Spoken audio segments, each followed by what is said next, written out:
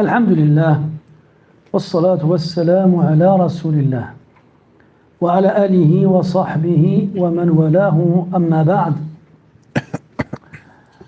Mes très chers frères, dans cette 11e nuit du mois de Jumada al-Akhira de l'an 1447, c'est-à-dire le 1er décembre 2025, nous nous retrouvons pour notre lecture et étude de al-Shaykh al-Allama al-Faqih Abu al-Naja Moussa ibn Ahmed al-Hajjawi rahimahullah ta'ala.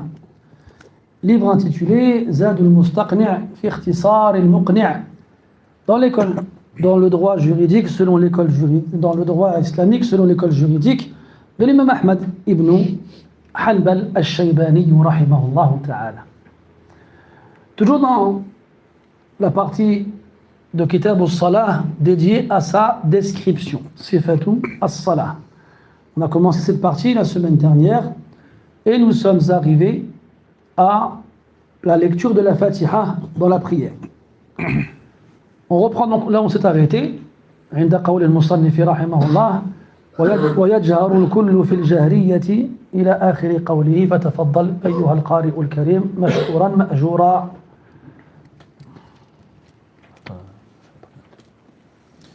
أحسن الله إليكم. الحمد لله رب العالمين والصلاة والسلام على نبينا وعلى آله وصحبه أجمعين. اللهم اغفر لنا ولشيخنا ولوالدينا وللحاضرين ولجميع المسلمين.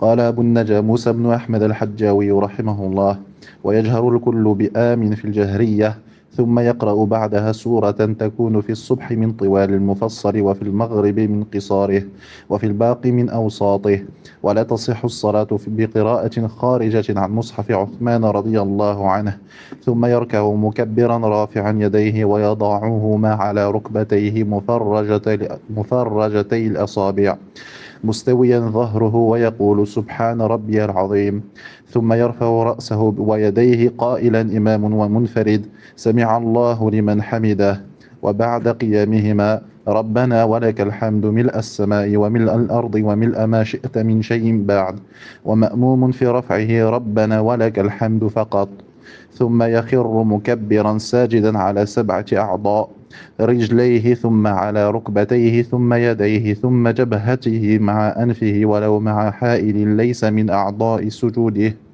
ويجافي عضديه عن جنبيه وبطنه عن فخذيه ويفرق ركبتيه ويقول سبحان ربي الأعلى.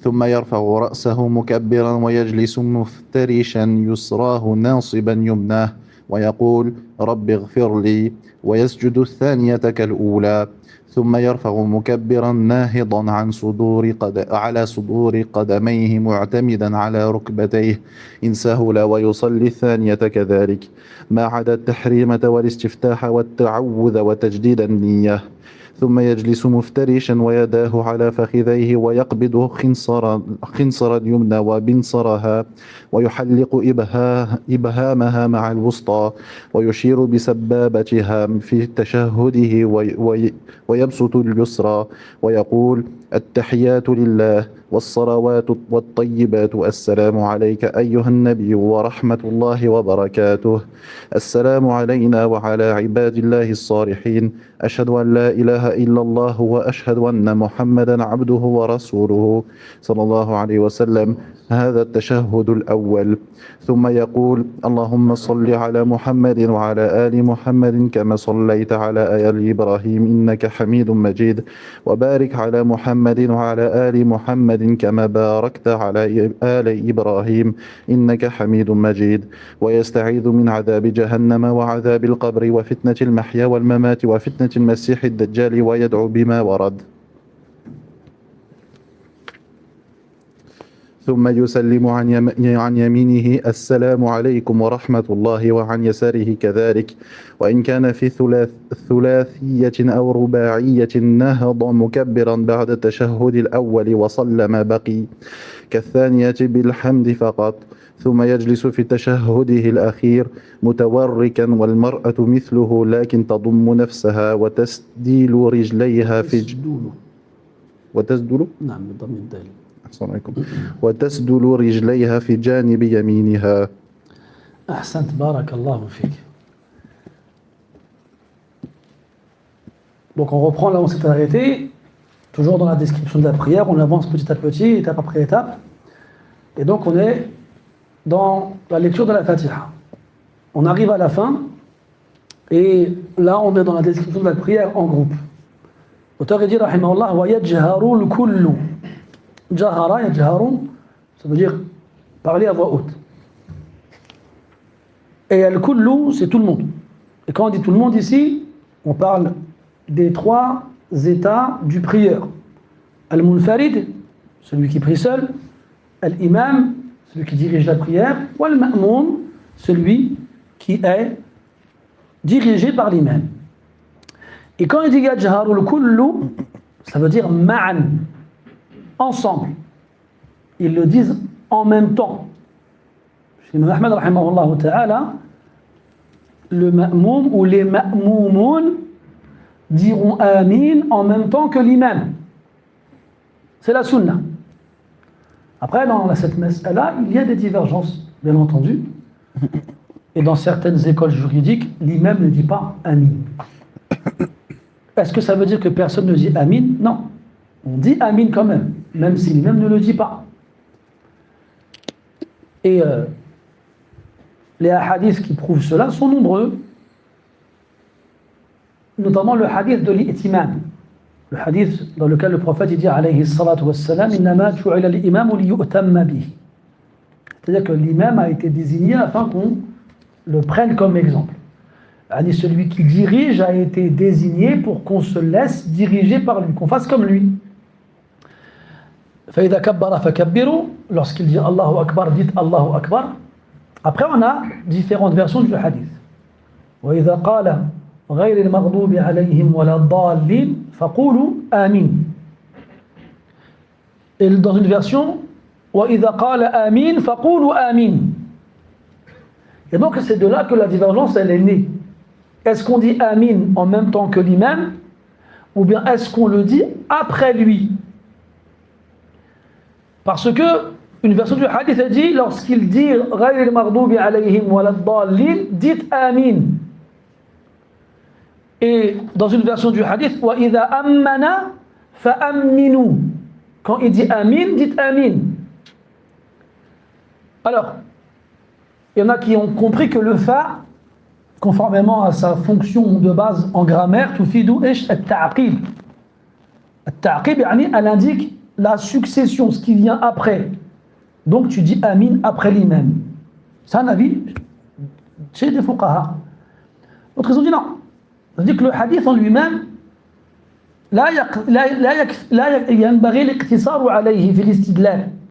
qu'il ne convient pas qu'on se contente de lui dans l'argumentation. C'est-à-dire qu'on a le nas, le texte, et il y a des ihtimalat, des suppositions au niveau du ferme, de ce qu'on en comprend.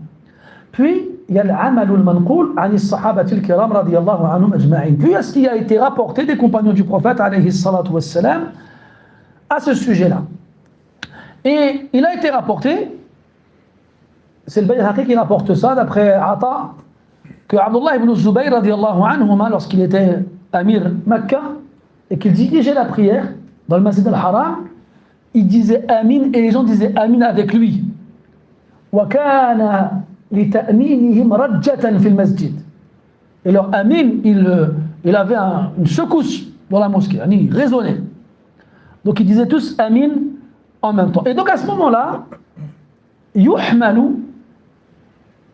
معنى الفاء في الحديث الأول على عمل الصحابة المذكور. يعني on va à ce moment-là, on va se servir de ce qui a été rapporté des compagnons radiyallahu anhum, comme quoi ils disaient Amin tous ensemble, imam et ma'moum, pour comprendre la fonction grammaticale de la préposition dans le hadith وَإِذَا أَمَّنَا فَأَمِّنُوا. Est-ce que le fa ici, tufidu at-ta'qib, est-ce que le fa, la préposition ici, doit indiquer la succession, l'enchaînement, ou bien est-ce qu'elle est plutôt tafsiriya, ou bien ja'at li bayan al-murad, ou bien est-ce qu'elle n'est pas venue pour mettre en évidence la chose. Al-maqsoud, tout ça pour dire que ma dhahaba ilayhi al-hanabila, ce que les savants du madhab l'imam Ahmad rahimahullah ta'ala, et bien sûr tire de la vie de l'imam Ahmad lui-même, rahimahullah ta'ala, c'est qu'on dit Amin en même temps.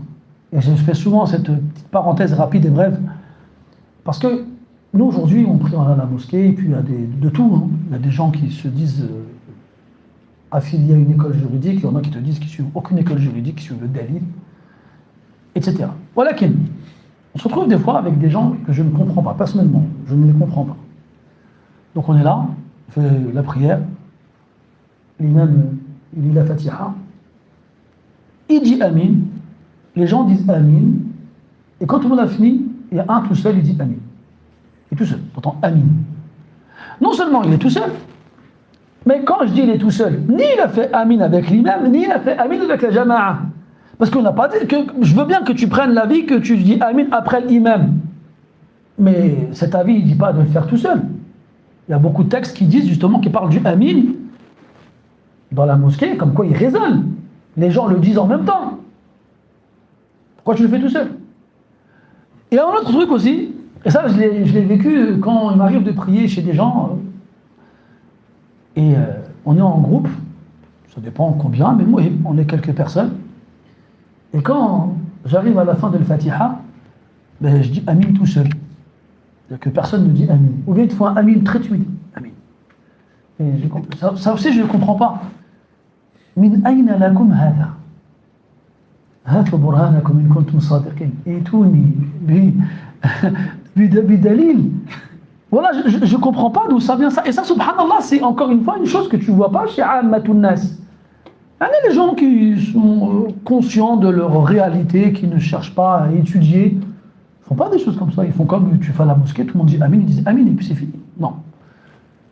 Il n'y a que certains qui disent non, nous on suit ci, nous on fait ça, et qui malheureusement ont ces incompréhensions. Donc il faut faire attention à ne pas tomber dans une innovation sous couvert de suivre le dalil. Ce serait le comble quand même. Ce serait le comble de tomber dans une innovation parce que tu es en train de faire une chose que personne n'a jamais cautionnée. Comme il disait les ulama avant, que en général, celui qui suit un avis qui n'existe pas ou qui est très faible ou minoritaire chez les anciens, il s'égare, ou il tombe dans l'innovation. Donc il faut faire très attention à cela, mes chers frères. Il a dit bi Amin. Amin, il y a 3 façons de le dire. 2 bonnes et 1 mauvaise. Déjà, qu'est-ce que ça veut dire Amin? C'est ce qu'on appelle Ismu fi'lil amr. C'est-à-dire c'est un nom qui a le sens du verbe à l'impératif. Et ce nom, il veut dire Allahumma stajib. Ou Allah répond. Parce que la lecture de la Fatiha, c'est un dua. Tu demandes à Allah de te guider. Et donc, après avoir demandé à Allah une chose, tu lui demandes de répondre à ta demande. Allahumma stajib. Et donc, je vous disais 3 façons de le dire. 2 bonnes et 1 mauvaise. Amin bitamdidi al-hamza. Amin. En allongeant la première lettre, la hamza. Et bien sûr, la fin. La seconde, Amin. Comme le prénom que vous donnez aux gens qui s'appellent comme ça. Et ça, c'est correct aussi, de ne pas allonger la première lettre. La 3e façon, qui elle n'est pas correcte, c'est de mettre une shadda sur le mim. Amin. Et là, on n'est plus du tout dans le même mot, et donc plus dans le même sens. Comme Allah Ta'ala dit dans Surat Al-Ma'ida, Ya ayyuha alladhina amanu, la tuhillu sha'air Allah wa la ash-shahr al-haram wa la ash-shahr al-haram wa la al-hadiya wa la al-qala'ida wa la amin al-bayt al-haram.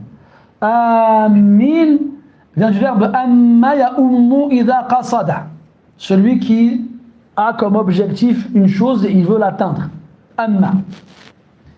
À ne pas confondre avec amma ya'ummu al-musallin. Diriger la prière de ceux qui prient. Al-maqsoud, amin, c'est ismul fa'il. Donc c'est plus du tout le sens de Allahumma stajib. Donc celui qui dira ça, jahlan wa khata'an, salatuhu sahiha. وَمَنْ تَعَمَّدَ بَطَلَتْ صَلَاتُهُ. Celui qui dira ça par ignorance et par erreur, Inch'Allah, ça n'aura pas d'incidence sur sa prière. Mais si par contre il le dit volontairement, il aura rentré dans la prière un mot étranger à celle-ci et il aura donc annulé. طيب قال في الجهرية, dans la prière à voix haute.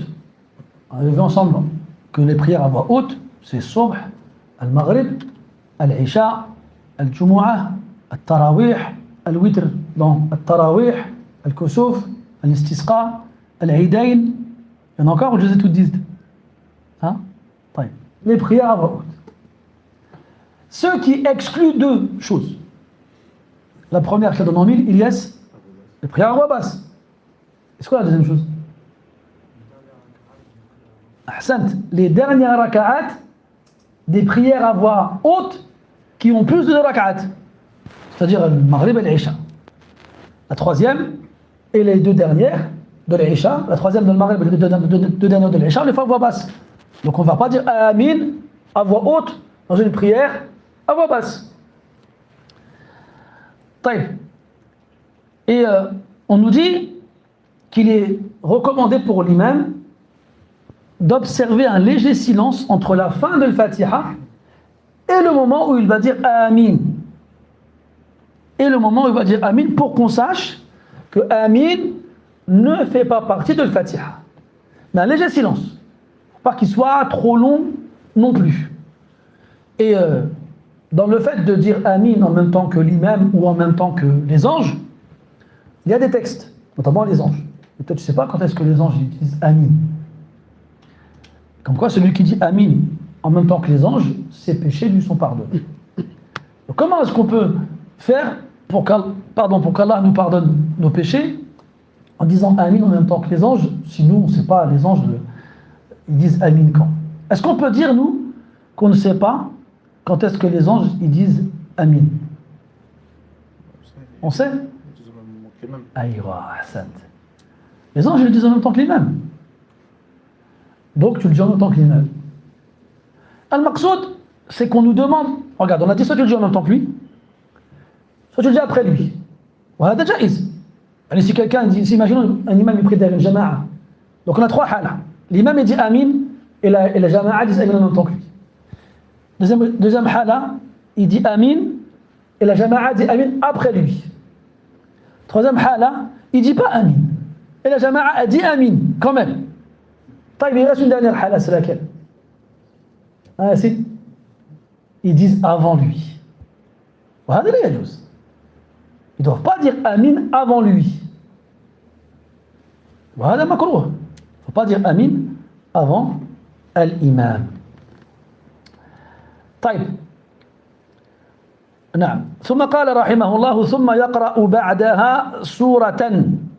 Donc après avoir lu la Fatiha, يقرأ. Donc là on est chez l'imam wal-munfarid. Il lit après avoir lu la Fatiha une surah.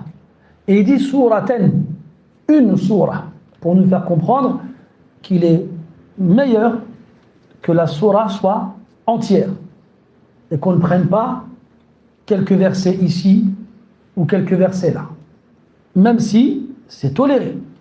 لعموم قوله تعالى فاقرؤوا ما تيسر من القرآن. Selon le caractère général du verset où Allah dit lisez ce qui est facile pour vous de lire dans le Coran. Et même si on a le droit de lire un verset, Imam Ahmed rahimahullah ta'ala, ça c'est une chose qui m'a fait sourire, il disait à celui qui voulait lire un verset que ce soit un verset long. Exemple, Ayatud Dayn. Mais vraiment, Ayatud Dayn, mes frères, c'est le verset le plus long du Coran. Si quelqu'un il lit un verset, il prend un verset long. Il a choisi le verset le plus long du Coran. Comme si se contenter d'un seul verset, bref et court, c'était pas correct. Bien sûr, je ne sais pas ce qu'il a dit, mais il a fait comprendre à travers cela ce n'était pas une chose qu'il appréciait. Et même quand on nous dit qu'on a le droit de lire un verset, il ne faut pas que ce verset il soit lu comme ça et qu'il soit coupé de ce qui le précède de façon à ce qu'on ne comprenne pas du tout ce qu'il a voulu dire. Maintenant, quelqu'un, il vient et dit Wala dallin, amin, mudhammatan, Allahu Akbar. Qu'est-ce qui est mudhammatan? Qu'est-ce qui est mudhammatan? Je ne sais pas. Enfin, si tu connais la sourate, tu sais. Et kadhalika, il est aussi dit qu'il est très détestable de se contenter de quelques versets des sourates qui sont courtes. Comme quelqu'un مثلا qui dirait Al-Qari'atu mal-Qari'atu wa ma adraka mal-Qari'ah. Allahu Akbar. Ya akhi, il te reste quelques versets pour la finir. Finis-la. A'ajazta an qira'ati ba'd al-ayat. Est-ce que tu es incapable de lire quelques versets seulement qui sont courts et brefs et qui ne vont pas t'alourdir ou autre dans ta prière? Et c'est malheureusement une chose qu'on voit de plus en plus. Plus on avance dans le temps, plus on est éprouvé par des gens qui s'auto-proclament imams et dirigent la prière des gens dans les mosquées et ce qu'ils veulent bien faire, Allahu A'lam, ont l'impression que s'ils leur récitent Al-Qari'a entière, ils vont s'effondrer tellement c'est long. Alors, par miséricorde envers eux, leur lisent quelques versets de Al-Qari'a. Donc, si tu lis un verset, alors choisis-en un qui au moins est un minimum de longueur. Même si cette lecture-là est sunnah, nadban. Mais ça wajiban, ce n'est pas une obligation. Si quelqu'un se contente de lire la Fatiha et s'incline par la suite sans lire une sourate après, sa prière sera valable et valide. Pardon. Et il est permis aussi de séparer une sourate en deux pour la lire dans les deux rak'ah. Comme le prophète l'a fait alayhi salatu wassalam avec sourate al-A'raf. Cela aussi est permis. Lorsque justement on veut lire une sourate qui est longue, à ce moment-là, on la coupera en deux et on lira chaque partie dans une raka'a qui lui est destinée. Ibn al-Qayyim, rahimahullah, il a dit dans Zad al-Ma'ad ou dans Kitab al-Salah qu'il n'a jamais été rapporté que le prophète, alayhi salatu wassalam, n'a pas lu une sourate entière dans la prière. Ça n'a jamais été rapporté. Jamais. On sait qu'il a lu des sourates entières. On sait qu'il a lu une sourate entière en la coupant en deux. On sait qu'il a lu 2 fois la même sourate dans les 2 rak'ah, mais on n'a pas de texte qui nous dit qu'il a lu une partie et qu'il n'a pas fini, et qu'il est passé donc, à la fin de la prière sans la finir. طيب. ثم قال رحمه الله نعم وتكون في الصبح من طوال المفصل. Après l'auteur ici, rahimahullah, il nous donne les souars. Donc souar, pour ceux qui ne savent pas, c'est le pluriel de sourah. Et les souars qu'il est recommandé de lire en fonction de la prière. Et donc il commence avec Salat al-Subh, qui est la première de la journée. Et que les souars qu'on va lire dans cette prière-là feront partie de Tiwal al-Mufassal. Et Tiwal ici, c'est les grandes, les longues. Car on dit d'une sourate longue qu'elle est tawila, et une sourate qui n'est pas tawila qu'elle est courte, pas qu'elle est petite. Parce que nous en français on ne fait pas trop attention à ça. Mais en arabe aussi, c'est une chose qui est utilisée par certains. Et ceux qui l'ont fait en présence de savants s'en souviennent. Et ils se sont fait réprimander. On ne dit pas d'une sourate qu'elle est petite. On dit qu'elle est courte, nuance, par souci de bienséance envers Allah Azza wa Jal. Car on ne décrit pas sa parole comme étant petite. Alors qu'il dit subhanahu wa ta'ala لو أنزلنا هذا القرآن على جبل لرأيته خاشعا متصدعا من خشية الله. Il dit لو كان البحر مدادا لكلمات ربي لنفد البحر قبل أن تنفد كلمات ربي. الآية. المهم. Donc, al-mufassal, qu'est-ce que c'est? Al-mufassal, c'est le participe passé du verbe fassala. Et fassala, ça a plusieurs sens. Soit ça veut dire détailler, donc les détailler, dans le sens où il a été dit que ces souars sont muhkamah. ايش قصدهم بالإحكام هنا؟ Qu'est-ce qu'ils veulent dire ici par muhkamah? Ton avis? لا. أحسنت. ليس فيها نسخ. Comme quoi dans ces souars, il n'y a pas de versets qui sont abrogés. C'est ça le sens de muhkamah. Et donc détaillé, mufassala, dans le sens où c'est clair. Et mufassal, ça veut aussi dire séparé. Car al-mufassal, c'est un groupe de souars à la fin du Coran qui sont séparés les unes des autres par la basmala, mais en grande quantité. En grande quantité. Ça, c'est pour le sens. Maintenant, de quoi s'agit-il? Al-mufassal, avant de rentrer dans le mufassal, il faut savoir qu'il a été rapporté, d'après Aws ibn Hudayfa, rahimahullah, comme quoi il a interrogé les sahaba, radiyallahu anhu, kayfa kanu yuhazzibuna al-Qur'an. Comment est-ce qu'il catégorisait le Coran? Comment est-ce qu'il le divisait en différentes catégories? Et il lui répondait 3, 5, 7, 9, 11, 13. Et le mufassal. Qu'est-ce que ça veut dire? Donc 3, c'est Al-Baqarah, Ali Imran, An-Nisa. 5, c'est Al-Ma'ida, Al-An'am, Al-A'raf, Al-Anfal, Al-Tawbah. 7, c'est Yunus, Hud, Yusuf, Al-Ra'd, Ibrahim, Al-Hijr, Al-Nahl. 9, c'est Al-Isra, Al-Kahf, Maryam, Taha, Al-Anbiya, Al-Hajj, Al-Mu'minun, Al-Nur, Al-Furqan. Ça fait 9? Ça fait 9. Et tu as compris. Et ça te fait 7 groupes. Donc il divisait le Coran en 7 groupes.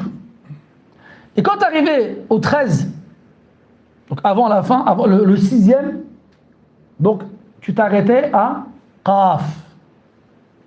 Qaf. Et donc le mufassal, c'est la dernière partie des 7 parties que dans lesquelles les sahaba ont divisé le Coran. Et de Qaf jusqu'à Nas, c'est-à-dire dans les chiffres qui représentent les sourates du Coran, j'étais convaincu que j'arriverais à dire ce mot-là. La numérotation, des sourates, on arrive au 50e, à la 50e sourate. Ça veut dire que, il y a combien de sourates dans le Coran? 114. Donc là, on n'est pas encore à la moitié. Mais les 50 premières tiennent sur approximativement 500 pages.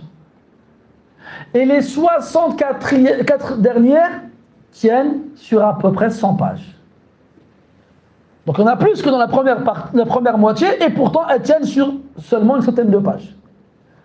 Idan, Al-Mufassal, c'est de Qaf jusqu'à Nas. Et Al-Mufassal aussi a été divisé en 3 parties. At-Tiwal, les longues, c'est de Qaf. Il y en a qui disent que c'est jusqu'à Al-Dhariyat, inclus. Et il y en a qui disent que c'est jusqu'à Abasa wa Tawalla. Al-Maqsoud, on va prendre la première jusqu'à Al-Dhariyat. De Qaf jusqu'à Al-Mursalat, pardon. Je me disais bien que je voyais des... Ils se regardent, mais qu'est-ce qu'ils racontent? J'aime bien comme ça, je me rends compte que j'ai dit une bêtise. C'est bien, c'est bien.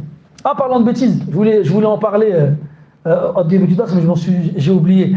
La semaine dernière, il y a quelqu'un qui a posé la question sur 2 personnes qui arrivent en retard à la prière, à la mosquée, et qui rentrent donc dans la jama'a avec l'imam, puis ils finissent, la jama'a de base finit la prière, et eux se lèvent pour finir la leur. Et la question c'était est-ce qu'ils ont droit, est-ce que l'un d'entre eux a le droit de prendre l'autre comme imam? Vous avez la mas'ala, c'est bon? Et moi j'avais répondu non. Puis un frère, Jazallahu Khaira, qui m'a envoyé un passage de Raoud qui expliquait le contraire. Et en fait, c'est logique. En fait. Parce que si on part du principe où, dans une certaine circonstance, comme on l'a vu la dernière fois, vous vous souvenez, l'imam, naïbul imam, peut être remplacé par l'imam. Et en fait, toi, quand tu dois avoir la niya de l'itimam, tu dois avoir l'intention d'être dirigé par l'imam, tu n'as pas à déterminer l'identité de l'imam. C'est l'itimam, bidouni tahdid ou ta'yin l'imam. Donc à ce moment-là, même si l'imam il change en cours de route, que ce soit dans la mas'ala donnée avec naïbul imam qui est remplacé par l'imam ou hayy, ou bien عند الاستخلاف, comme on l'avait expliqué la dernière fois, on a le droit de garder cette niya ne change pas. Donc à ce moment-là, selon cette logique, on peut changer d'imam pendant la prière, et donc celui qui arrive en retard avec quelqu'un d'autre peut passer imam. Après, il y a le ishkal de ouais, mais lui, l'autre, est-ce qu'il avait l'intention d'être imam? That's the problem. Donc à ce moment-là, s'ils se mettent d'accord, parce qu'ils arrivent en retard, ils savent. Maintenant, lui, ils peuvent se mettre d'accord comme ils veulent. Parce que lui, Aslan, il est ma'moum. Est-ce qu'il peut changer de niya pendant la prière? On avait dit quoi? Il ne peut pas. Donc c'est un ishkal. C'est un ishkal, mais des fois il y a des logiques qui nous dépassent. Comme disaient certains, les anciens, ils ont la référence, la vérité est ailleurs. Non? Si? Non? Merci, je me suis senti moins seul. Avec ces petits-là. Ouais, j'ai des bêtises, je me perds. Qu'est-ce que je disais?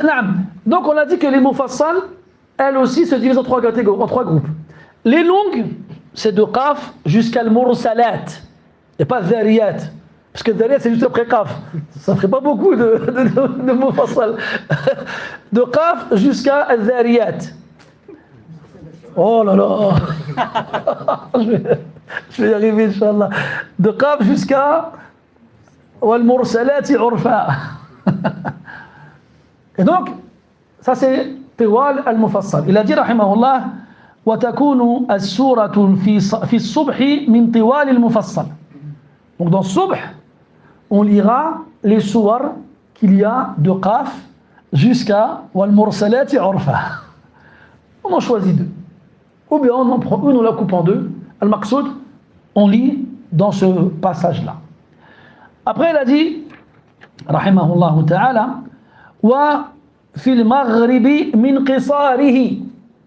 Et dans la prière de Maghrib, on prendra les sourates qu'on lira dans les courtes de l'Mufassal. Donc il y a les longues, les moyennes.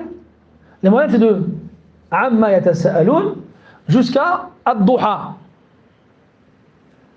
Et ça, on en parlera après. Et les courtes, c'est de Ad-Duha jusqu'à Nas. Donc, dans le Maghrib, la prière de Maghrib, tu lis des sourates qui se trouvent dans les sourates les plus courtes de l'Mufassal, de Duha jusqu'à Nas. Par contre, يقولون يكره المداومة على قراءتها.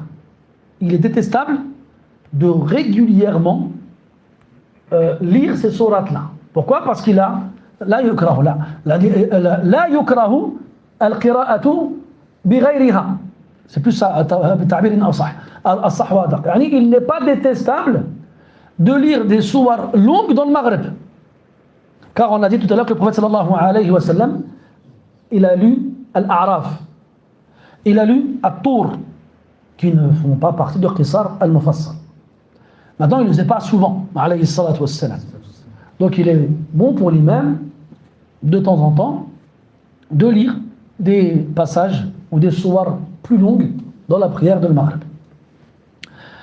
Et il ne faut pas oublier que ce que l'auteur nous dit ici, rahimahullah ta'ala, la base, c'est un courrier, une missive que Omar ibn Khattab radiyallahu anhu a envoyé aux Amsar, aux grandes villes, aux capitales de l'Empire islamique durant son califat, destinées aux imams. Et c'est lui qui leur a dit de lire ces sourates dans les différentes prières, comme on l'a dit maintenant. Et comme ça a talaqat al-ummatu hadhihi ar-risalata bil-qaboul, kana kal-ijma'i laha. Comme la umma, les sahaba qui ont reçu cette missive de la part de Omar l'ont acceptée, ne s'y sont pas opposés, alors c'est une forme de consensus.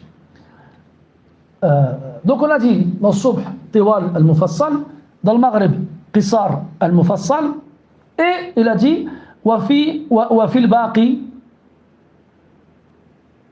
من أوساطه. وفي الباقي c'est-à-dire الظهر العصر et العشاء. Ce qu'on appelle الرباعيات, les prières composées de 4 unités. الظهر العصر والعشاء. Dans ces 3 prières-là, on lira من أوساط المفصل. Donc on a dit الأوساط, c'est de Amma jusqu'à Al-Layl, parce qu'on ne compte pas Al-Duha. De Amma jusqu'à Al-Layl. Non. Concernant Al-Mufassal, ici, on a donc une indication à un tartib, à un ordre. Et la sunna, c'est de lire la sourate entièrement, comme on l'a dit tout à l'heure, et c'est de respecter l'ordre des sourates dans le mushaf. Si je lis Qaf, dans la première rak'a, je lirai Al-Dhariyat dans la seconde. C'est bon, Dhariyat là. Hein. Comment ça s'appelle chez les fuqaha le fait de ne pas respecter l'ordre? Vous savez, Al-Tankis, Ahsant, Al-Tankis. Al-Tankis, c'est le fait de lire une sourate dans la première rak'a et d'en lire une seconde, donc une autre dans la seconde, mais qui vient avant dans le tartib. Donc là, pour reprendre l'exemple avec Dhariyat, je lis Dhariyat de la première rak'a et Qaf dans la seconde. Chez le Hanabila, c'est makrouh. Chez le Hanabila, il est détestable de faire cela. Et chez d'autres ulama, la haraja fi dhalika. Et chez d'autres savants, il n'y a pas de mal dans cela. أما chez الحنابلة فهذا مكروه. ثم قال رحمه الله ولا تصح الصلاة بقراءة خارجة عن مصحف عثمان رضي الله عنه. Il dit que la prière n'est pas valide si on lit d'une lecture qui est étrangère au mushaf de Uthman. Donc là, vous connaissez l'histoire, à la mort du prophète alayhi salatu wassalam, Abu Bakr radiyallahu anhu est le premier à compiler le mushaf de façon à ce qu'il forme un tout, car ces feuillets étaient éparpillés sur différents supports, des parchemins, des omoplates de dromadaire, etc. Et donc Abu Bakr radiyallahu anhu est le premier à faire cela. Et le mushaf reste chez Aïcha radiyallahu anha. Puis après chez Hafsa. Puis après Omar, il reste chez Hafsa. Puis après au khilafa de Uthman, il y a de plus en plus de musulmans. Les compagnons se sont dispersés dans les différentes capitales islamiques, chacun prenant avec lui une des lectures qu'il a apprises du prophète alayhi salatu wassalam. Et il arrivait des fois aux musulmans qui n'ont pas vécu à l'époque du prophète sallallahu alayhi wa sallam de se retrouver réunis dans des armées pour des guerres ou pendant les occasions comme le Hajj. Là, comme ils ne connaissaient pas les lectures, ça créait des conflits entre eux. Et Hudayfa radiyallahu anhu, qui a assisté à cela, et a été voir Uthman en lui disant « Adrik amra hadhihi al-umma qablan takhtalif » dépêche-toi de résoudre le problème avant que la divergence ne s'accentue. Et donc Uthman, il a convoqué les compagnons radiyallahu anhum, il les a consultés, puis ils ont pris le mushaf d'Abu Bakr qui était chez Hafsa radiyallahu anha, qu'elle avait récupéré à la mort de Omar radiyallahu anha, et qui a servi donc de modèle pour le mushaf qui servira à toute la Ummah. Donc plusieurs copies ont été faites et ils ont été envoyés dans les capitales islamiques, et donc toute la Ummah a été réunie sur cette copie de la compilation initiale qu'on appelle Mushaf Uthman. Et dans donc le Mushaf de Uthman, on a le Coran selon un harf, selon une variante. Et ne confond pas les variantes et les lectures. Car ce qu'on appelle des lectures, nous, c'est des riwayat, c'est des versions d'un harf, d'une variante. Et nous, on sait que le Coran a été révélé selon 7 variantes. Et les ulama disent que tous les sahaba ont comment dirais-je, ont accueilli l'initiative de Uthman avec l'acceptation, et c'est donc un consensus qui abroge le reste des lectures. En sachant que, il y a un détail important, c'est que le mushaf compilé par Abu Bakr était conforme à ce qu'on appelle al-ardatul akhira. Qu'est-ce que al-ardatul akhira? On sait que, d'après le hadith d'Ibn Abbas, radiallahu anhuma, le prophète, alayhi salatu wassalam, lisait le Coran à Jibril, alayhi salam, pendant le mois de Ramadan entièrement. Et on sait que le dernier Ramadan avant qu'il ne meure, alayhi salatu wassalam, il lui a lu 2 fois. Et que parmi ceux qui ont pu entendre cette lecture ou lire au prophète selon la dernière lecture faite à Jibril, Zayd ibn Thabit radiyallahu anhu. C'est pour ça que c'était un des acteurs principaux dans cette mission qui était de compiler le Coran, la première fois avec Abu Bakr, et de faire des copies la deuxième fois avec Uthman. Donc c'est la version la plus conforme à la dernière lecture du prophète à Jibril, la dernière année de sa vie. Et tout à l'heure, on parlait de consensus de la part des compagnons. Effectivement, il y en a qui vont nous dire non, Abdullah ibn Mas'ud n'était pas d'accord. Ça, on en a parlé quand on a raconté les vidéos d'Abdullah ibn Mas'ud, radiyallahu anhu. Donc, celui qui veut plus de détails, je l'invite à retourner à ce cours-là. Al-Muhim, donc, ce qu'on appelle nous des qira'at, les lectures.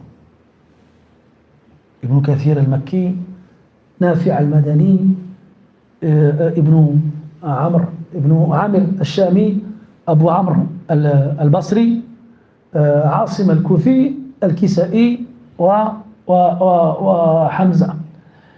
Je ne l'ai pas bien. Les 7 المتواترة. Il n'y a pas de khilaf chez les ulama qu'on peut lire de ces 7-là sans aucun problème. Auquel on a les 3 al-mutammima, les 3 qui viennent compléter les 7, ça fait 10. Celle-là, il n'y a aucune divergence chez les ulama sur l'autorisation de lire avec n'importe laquelle de ces lectures-là dans la prière sans que ça n'ait d'incidence sur sa validité. Après, il nous reste 2 choses. Il nous reste des qira'ah qui sont venus à nous, bisanadin sahih, avec une chaîne de transmission authentique, mais qui ne rentrent pas dans les 10. Mais qui est en accord avec le mushaf de Uthman. Et quand on parle du mushaf de Uthman, on parle du khat, de ce qui est écrit. Quand je parle de ce qui est écrit, c'est en faisant abstraction des points et des voyelles. Donc si on a une lecture qui nous est parvenue avec une chaîne de transmission authentique, qui est en accord avec le mushaf de Uthman, on a le droit de lire cette lecture-là dans la prière, même si elle ne fait pas partie des 10. Après, il nous reste 2 autres types de catégories de lecture. Celle qui nous est parvenue avec une chaîne de transmission authentique et qui n'appartient pas aux 10 et qui n'est pas conforme au khat dans le mushaf de Uthman, on n'a pas le droit de lire avec. Au min bab aoula, et en priorité, celles qui nous sont parvenues avec une chaîne de transmission faible ou shadha, yani marginale, et qui ne correspond pas au mushaf de Uthman. Il faut savoir que des qira'at, il y en a beaucoup. Vraiment beaucoup. Et que et qu'on ne peut pas lire n'importe laquelle dans la prière. Donc pour résumer, tu as le droit de lire les 10 lectures, une lecture parmi les 10. Et quand je dis les 10, c'est les 10 à la base, en sachant que chacune d'entre elles a 2 versions. Ça en fait 20. Tu peux diriger la prière tu peux prier avec n'importe laquelle de ces lectures-là. هل يجوز أن تبدأ بقراءة وفي ركعة وأن تنتقل إلى أخرى في الركعة التالية? Est-ce que tu as le droit de commencer avec une lecture dans la première raka'a et de finir avec une autre dans la seconde? يجوز ولا ما يجوز? C'est quoi le dalil?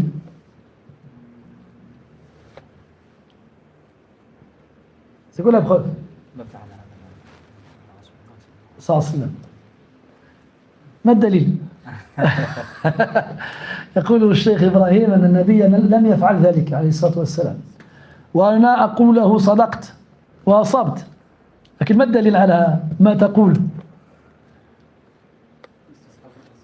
استصحاب الأصل. ما هو الأصل؟ أليس الأصل فاقرأوا ما تيسر منه أليس ما هنا اسما موصولا يفيد العموم فلا يجوز إخراج فرد من أفراد العموم إلا بدليل. ما الدليل؟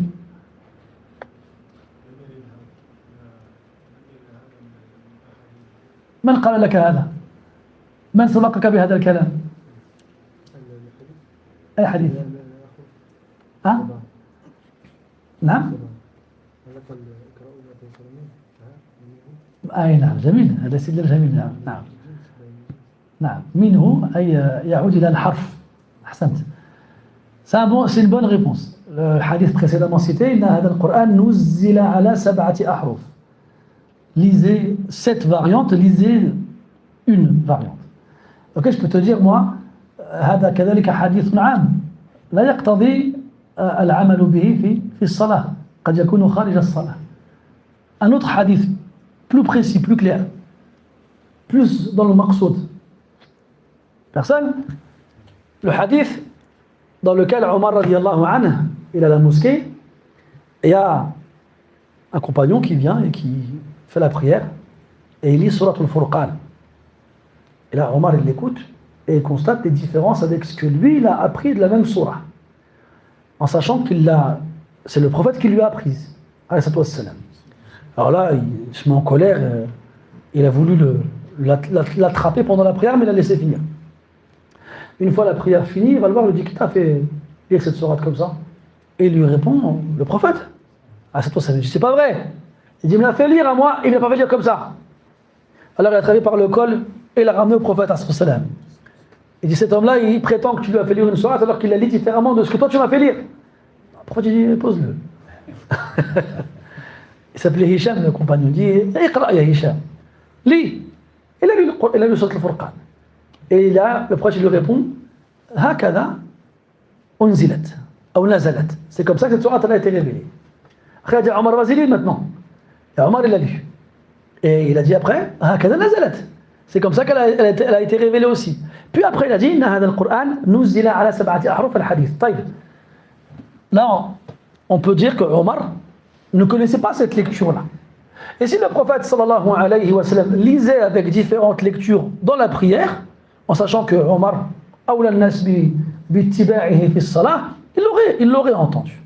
Ce qui prouve que le prophète, quand il lisait une qira'a, yaltazimuha fi as-salah, il n'en changeait pas. طيب. ولا تصح الصلاة بقراءة خارجة عن مصحف عثمان. ثم قال رحمه الله ثم يركع مكبرا. Ensuite, il dit ثم. Là tu comprends qu'il y a un tarahi. C'est-à-dire que tu ne vas pas enchaîner directement. Tu arrives à la fin de ta surah ou à la fin de ta ayah ou de tes ayats et avant de partir en ruku' قف لحظة قصيرة يقولون حتى يعود النفس إلى صدرك. Ils disent arrête-toi un léger instant. N'enchaîne pas directement avec la fin de la surah ou la fin de la ayah. Des fois, il y a des imams, notamment dans le tarawih, ils sont pressés de finir, ils arrivent à la fin, je sais pas moi, أليس الله بأحكم الحاكمين الله أكبر. Là. Même des fois, des gens ils te font un tout petit mètre. Alors que les moudoud d'avant, de la fin des versets, al-'arid et al-soukoun, ils étaient longs. هذا خطأ.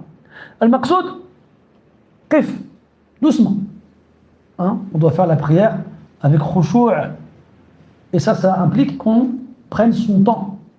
On n'est pas pressé. Même si les gens ils sont pressés, c'est pas grave. On va leur apprendre la patience. Donc, après avoir fini la lecture de la sourate, tu t'arrêtes un léger instant, le temps de reprendre ton souffle. Ensuite, yarka'u mukabbiran. Yani, il s'incline en disant Allahu Akbar. Mukabbiran. Ce qui nous fait comprendre que il ne dit pas Allahu Akbar avant de partir. Mais il part et il dit Allahu Akbar. Son takbir va de pair avec le mouvement.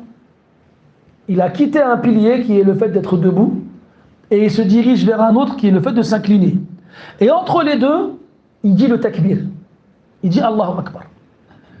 Et le hadith, il est معروف, il est في الصحيحين, حديث أبي هريرة رضي الله عنه كان النبي صلى الله عليه وسلم يكبر إذا قام إلى الصلاة ثم يكبر حين يركع. Donc il disait Allahu Akbar quand il commençait la prière et il disait Allahu Akbar quand il s'inclinait. Maintenant, est-ce qu'on va comprendre ici qu'on doit faire un tamdid, yani allonger le takbir pendant toute la période où tu te déplaces de la position debout à la position inclinée? Là, لأن التكبير ينبغي أن يكون حذفا أي جزما. Car le takbir, le fait de dire Allahu Akbar, se doit d'être bref. Je ne sais pas Allahu Akbar pendant tout le temps où tu te déplaces. Là, Allahu Akbar, sois bref. Et tu le dis quand tu pars en ruku'. Tu le dis quand tu pars en ruku'. Ils nous disent les fuqaha que celui qui dit Allahu Akbar avant de partir en ruku', la yakhlu min halayn. Soit il l'a fait par distraction, à ce moment-là, il devra faire sujoud sahw. Il devra faire les prosternations de distraction à la fin de sa prière. Soit il a fait muta'ammidan, volontairement, batalat salatu. Sa prière, elle est invalide. Il faut faire attention à cela. يقول ثم يركع مكبرا رافعا يديه, en levant ses mains. Donc là, le fait de lever les mains, comme on l'a fait en rentrant dans la prière, accompagne le takbir. Le fait de quitter la position. Donc quand tu es debout, tu as fini ta lecture, tu t'arrêtes un léger instant, tu pars. Et quand tu pars, tu lèves les mains, tu dis Allahu Akbar, et en même temps que tu descends. En même temps que tu descends.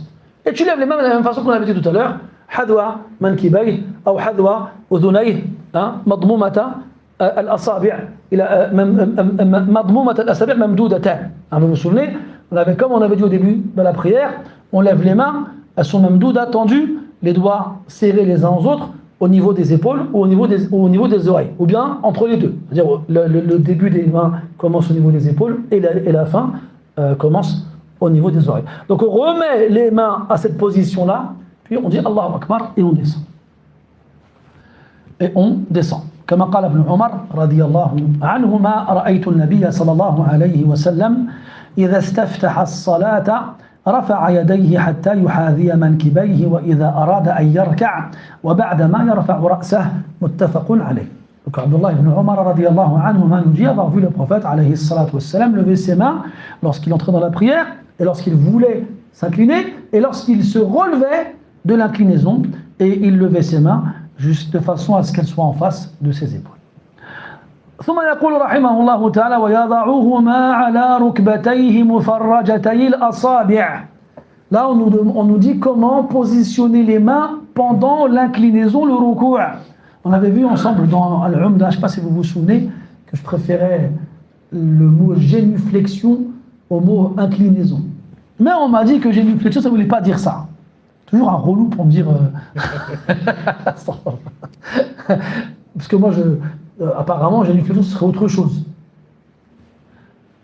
Vous confirmez, vous infirmez, vous affirmez? Non? Ah, on va rester dans l'inclinaison. Parce que le problème, c'est qu'on a l'inhina, et l'inhina, ce qui s'y rapproche le plus en français, c'est l'inclinaison. S'incliner, à l'inhina. Mais l'inhina, c'est pas un ruku'. Mais après, en même temps, si on prend l'action en elle-même que les gens accomplissaient face aux nobles et aux rois, on ne dit pas ils se génuflexiaient. On dit ils s'inclinaient aussi. Donc on est dans l'ishkal. Qu'est-ce que tu as, Cheikh? T'as rien? T'as même pas de définition dans le Larousse ou dans le Robert?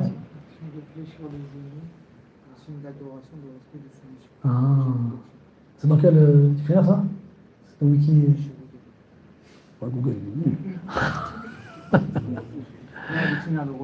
Ah, d'accord. Et inclinaison, il dit quoi?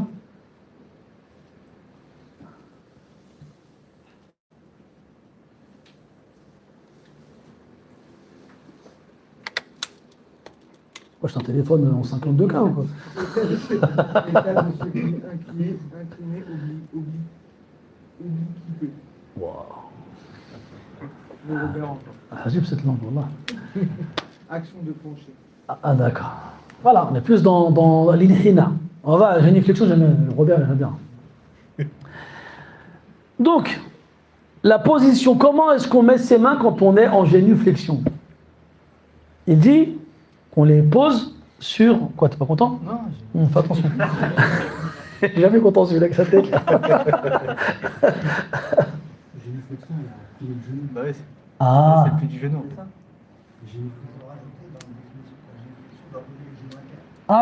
d'accord. Ah. Il n'y a pas un autre mot pour incliner les plus bas, faire la révérence. Moi, je pense que c'est plus un truc comme ça. Ce qui s'apparente le plus au ruku', comme on le connaît, dans le français, notamment à l'époque des rois et tout là, mais tirer la révérence, on disait. Il n'y a pas un verbe. Comment? L'inhina, c'est se courber. D'accord. Bon, allez, vas-y, je l'accepte celle-là. On va dire se courber pour l'inhina et s'incliner pour le ruku'. Donc à la fin, on est revenu à l'inclinaison, tout ça pour ça. Mais c'est bon, on avance comme ça, Inch'Allah. La prochaine fois, on gagnera du temps. Donc, il a dit qu'il pose ses mains sur ses genoux. Après, le fait de poser ses mains sur ses genoux, c'est une sunna. C'est pas une obligation. En écartant les doigts. Donc, on va saisir ses genoux en les posant. Donc, on pose les mains dessus en écartant les doigts. Et il faut savoir que dans al-ruku', il y a un qadr mujzi, c'est-à-dire il y a une quantité minimum pour que le mouvement soit considéré comme étant un ruku', une inclinaison. Donc ils ont dit yanhani hatta tamussa atrafu asabi'ihi rukbatayhi.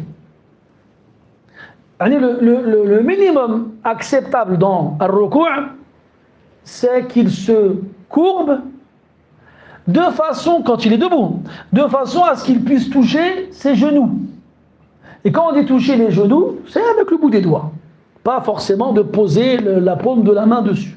C'est-à-dire à partir du moment où il s'incline, il se courbe suffisamment pour pouvoir, parce que normalement, ça c'est quelqu'un de mu'tadil. Il y a des gens, Allah yibarak, qui ont des bras, mashallah. Donc, si quelqu'un d'une corpulence normale, il est debout, il ne peut pas toucher ses genoux. Il faut qu'il se baisse un minimum pour pouvoir les toucher un minimum. Donc à partir du moment où il s'est baissé un minimum de façon à pouvoir toucher ses genoux un minimum, c'est le minimum acceptable pour que le ruku' soit valable. Si par contre il ne bouge pas ou se baisse insuffisamment de façon à ce que ses mains n'atteignent pas ses genoux, son ruku' ne sera pas valable. Et ça c'est pour celui qui est debout. Pour celui qui prie assis, ils ont dit qu'il faut qu'il se courbe suffisamment pour pouvoir voir ses genoux. Donc quand tu es debout, tu es assis, pardon, donc tu vois tes genoux mais d'en haut. Donc tu dois te baisser pour pouvoir les voir. Une vue d'en haut. T'as compris? Comment t'as dit? Vue plongeante. Tu les vois comme si tu étais en face. Parce qu'ils disent mon qabil, ils disent. Tu peux pas à moins que tu sois très souple, machallah, ça va être dur de se baisser pour les voir en face. En gros, tu dois baisser légèrement de façon à les voir en face. Et là, ils ont dit quoi? Les pieds. Là, ils ont dit les genoux. Là, ils ont dit, pour celui qui est assis, hein. Celui qui est assis. Il est malade, assis. Ou même il n'est pas malade, il fait une nafila et veut faire le minimum. Alors à ce moment-là, il devra se courber de façon à ce qu'il puisse voir ses genoux d'en haut. Donc quand je dis ses genoux, ce n'est pas la partie supérieure au niveau de la cuisse, mais plutôt en face. Ou bien ses pieds. Non. يقول مستويا ظهره. Il faut que sa hay'a, sa forme, durant l'inclinaison, fasse que son dos soit droit. Donc ni trop penché vers le bas. Des fois on a des gens, Allah yibarak, on dirait ils veulent battre des records de souplesse. Et on en a d'autres qui s'inclinent un minimum.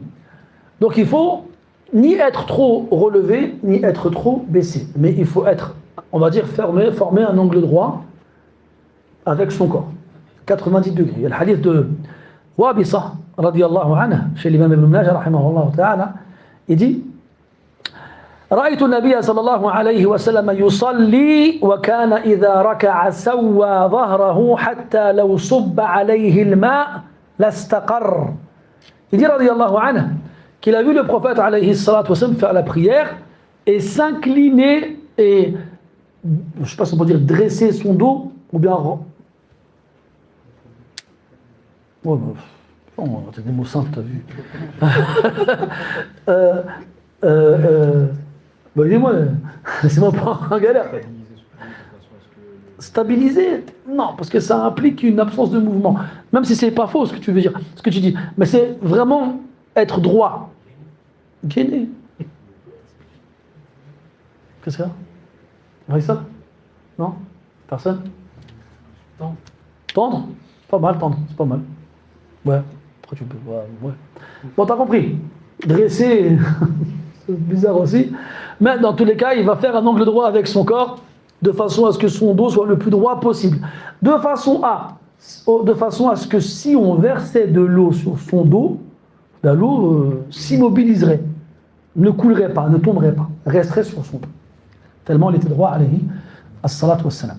Et parmi les sunan aussi, quand on est imam ou munfarid, c'est important de préciser, an yujafiya adudayhi an jalbayhi, c'est-à-dire qu'il écarte ses avant-bras de ses flancs, de ses côtes. C'est quand tu es imam ou quand tu es munfarid. Le ma'moum, il n'a pas le droit de le faire, il a le droit de le faire, à condition qu'en écartant ses avant-bras, il ne met pas des problèmes, aux gens à côté de lui. Parce que idha al-muslim haram. Nuire le musulman est interdit, alors que cette action-là est une sunna. Si tu peux le faire, fais-le, sans gêner tes frères. Si par contre, en le faisant, tu exposes tes frères à de la gêne, alors abstiens-toi. ثم قال رحمه الله ويقول سبحان ربي العظيم.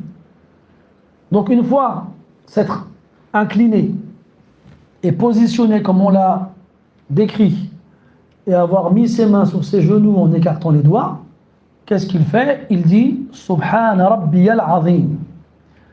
Donc Subhana Rabbi al-Azim, que soit sanctifié mon Seigneur, l'immense ou le grandiose. On a le hadith de Uqbah chez l'imam Abu Daoud, rahimahullah, لما نزلت فسبح باسم ربك العظيم قال النبي صلى الله عليه وسلم اجعلوها في ركوعكم. Dans le hadith rapporté par Abu Daoud, rahimahullah, d'après Uqbah ibn Amir, radiyallahu anhu, il a dit que lorsque le verset où Allah dit فسبح باسم ربك العظيم, sanctifie et loue ton Seigneur le grandiose, le prophète a dit sallallahu alayhi wa sallam, mettez ça dans vos inclinaisons. Dites Subhana Rabbi al-Azim. L'auteur ici, rahimahullah, ne nous dit pas combien de fois il faut le dire. Mais le minimum obligatoire, c'est une fois. Et c'est une obligation chez l'imam Ahmed, rahimahullah ta'ala. Chez l'imam Ahmed, il est obligatoire de dire Subhana Rabbi al-Azim dans al-Ruku'. Et on sait que le prophète, alayhi salatu wassalam, le faisait tout le temps, il ne l'a jamais délaissé, il a demandé est-ce qu'on le fasse. Il a ordonné Ja'aluha fi ruku'i, comme ça l'ordre. Et on sait que la base, c'est que l'ordre indique l'obligation. Et comme dans le hadith, il ne donne pas un nombre précis, on comprend que l'obligation est accomplie à partir du moment où on le fait une fois. Et donc là, on a 3 maratib, on a 3 degrés. L'obligation, tu le dis une fois. Puis on a adna al-kamal, c'est-à-dire la perfection minimum, c'est 3 fois. Puis on a a'la al-kamal, c'est 10 fois. Et ils ont dit, ça c'est pour l'imam et le munfarid. Al-ma'moum la had, bisharti alla yaqa'a fi as-sahwi bisababi hada. Ils ont dit que 10 fois c'est pour l'imam et le munfarid, celui qui dirige la prière et celui qui prie seul. Quant à celui qui est dirigé par l'imam, lui, il n'y a pas de limite. Il peut le dire autant de fois qu'il veut, tant qu'il ne tombe pas dans la dans la distraction parce qu'il l'a trop répété et il ne sait plus où il en est. Taïb. Qu'en est-il du fait de rajouter wa bihamdihi? Parce qu'il existe une version du hadith où on nous rajoute wa bihamdihi. Subhana rabbiyal azim wa bihamdihi. Cette version est authentique. Cependant, chez l'imam Ahmed rahimahullah ta'ala, al-afdal al-iqtisar ala al-asl, bidouni ziyada. Chez l'imam Ahmed rahimahullah ta'ala, il est préférable de se contenter de la base, de dire Subhana rabbiyal azim sans rajouter. Lakin yajouz, on a le droit de dire Subhana rabbiyal azim wa bihamdihi une fois, 3 fois ou 10 fois quand on est imam et munfarid. Là, enfin, je dis imam et ma'moum. Le munfarid, c'est lui qui a le droit de le dire autant de fois qu'il veut. Le ma'moum et l'imam, ils le disent 10 fois maximum. Naam. Subhana rabbiya al-azim. C'est ça qui... Non?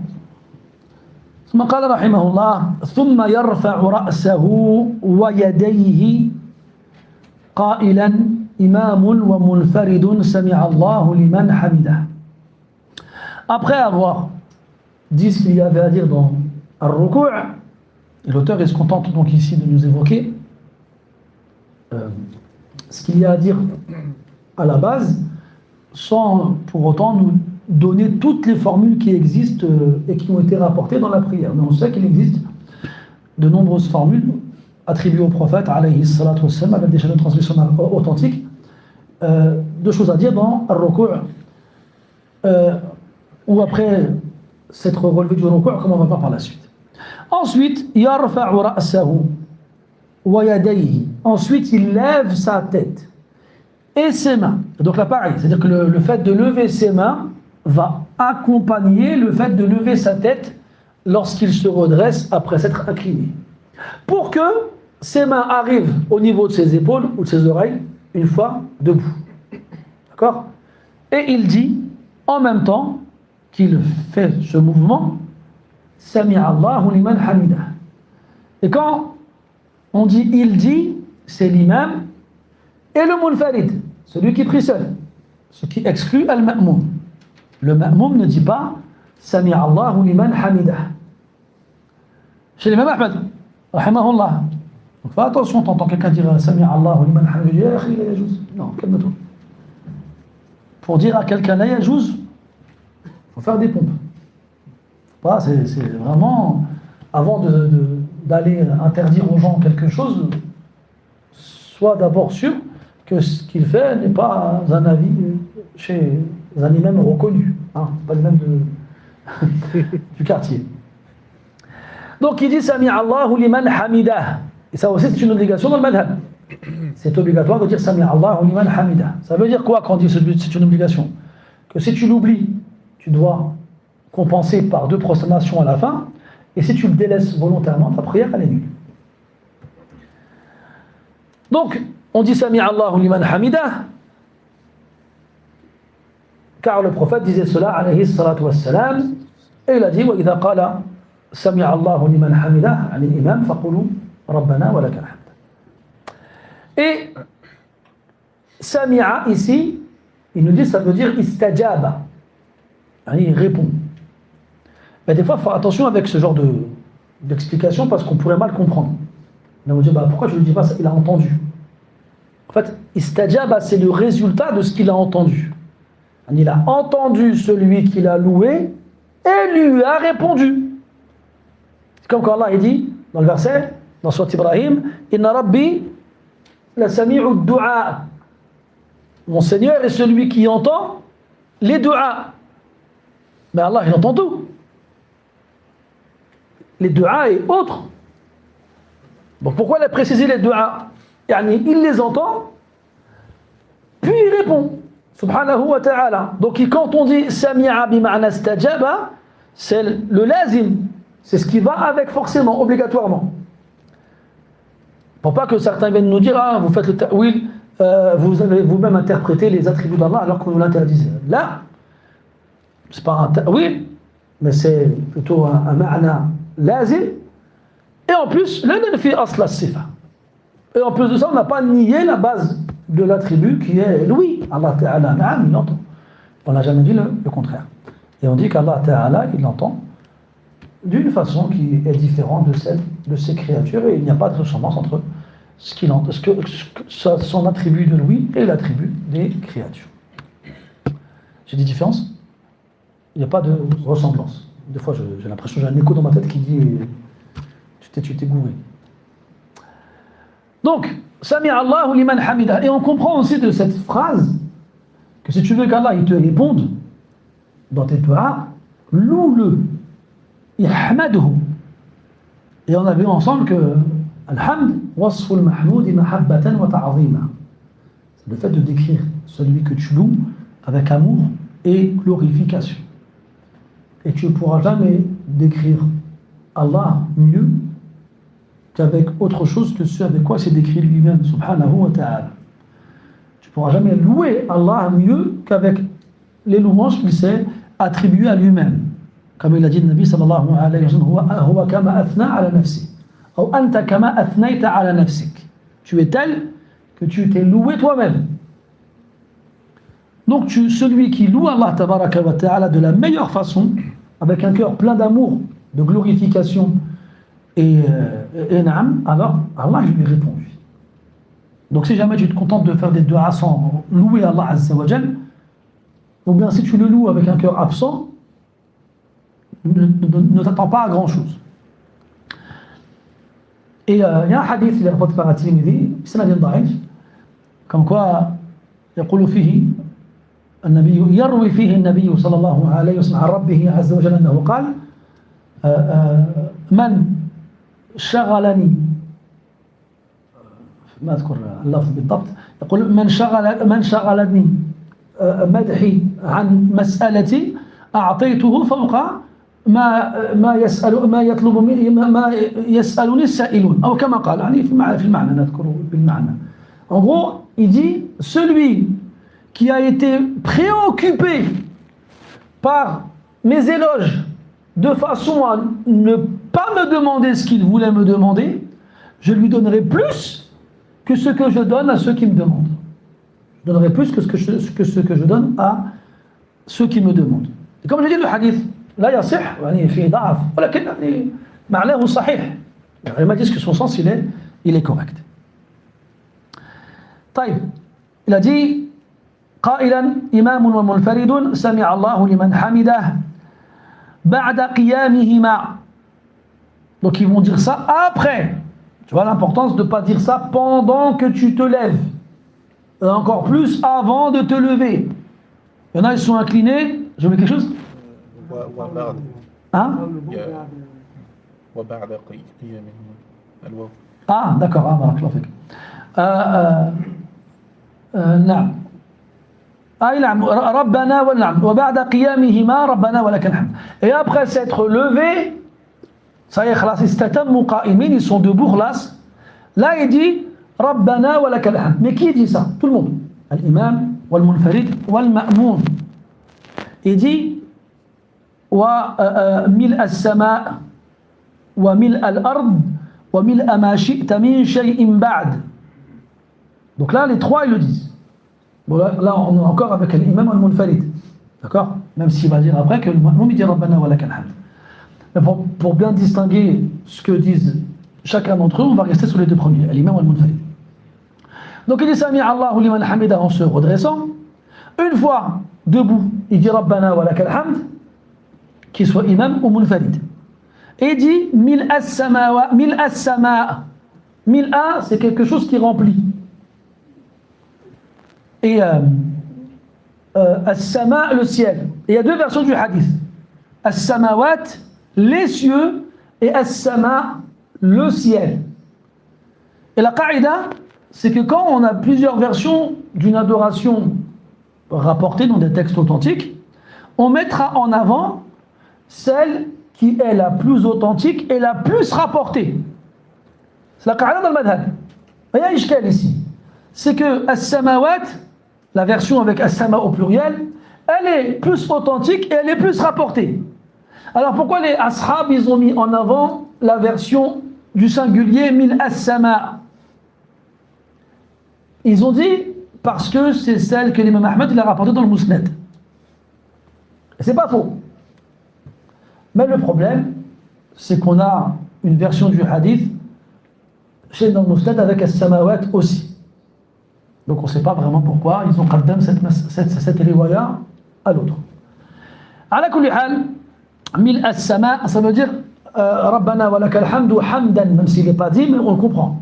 À toi la louange, ô notre Seigneur, une louange qui remplit le ciel et qui remplit la terre et qui remplit ce qu'il y a après, qui remplit quoi que ce soit après. Donc imagine que le hamd, la louange, c'est un corps physique avec lequel on peut remplir quelque chose de vide. Donc tu loues Allah d'une louange qui remplit le ciel et qui remplit la terre et qui remplit ce qu'il y a comme chose après. Après quoi, Zouhel? Après le ciel et la terre. Ce serait quoi, Kamil? Hein? Qu'est-ce qu'il y a فوق السماء? Hein? العرش, أحسنت. العرش, الكرسي. Hein? Et d'autres choses qu'on ne connaît pas. المقصود ملء السماء وملء الأرض وملء ما شئت من شيء بعد. Donc ربنا ولك الحمد. Après, on avait vu ensemble qu'il y avait 4 siyar du tahmid. Donc ربنا ولك الحمد et ربنا لك الحمد. Et on a اللهم ربنا لك الحمد et اللهم ربنا ولك الحمد. Donc techniquement c'est la même chose. Et pourtant ils ont un tartib dans l'afdaliya. Ils ont un ordre dans la préférence dans les quatre formules. Même si en apparence elles sont quasiment les mêmes. Il faut la différence quand ça commence par Rabbana. Ils disent al-muqaddam c'est Rabbana wa lakal hamd bil waw. Puis ensuite Rabbana lakal hamd. Et si tu mets Allahumma Rabbana, alors al-muqaddam c'est bidoun il-waw, Allahumma Rabbana lakal hamd.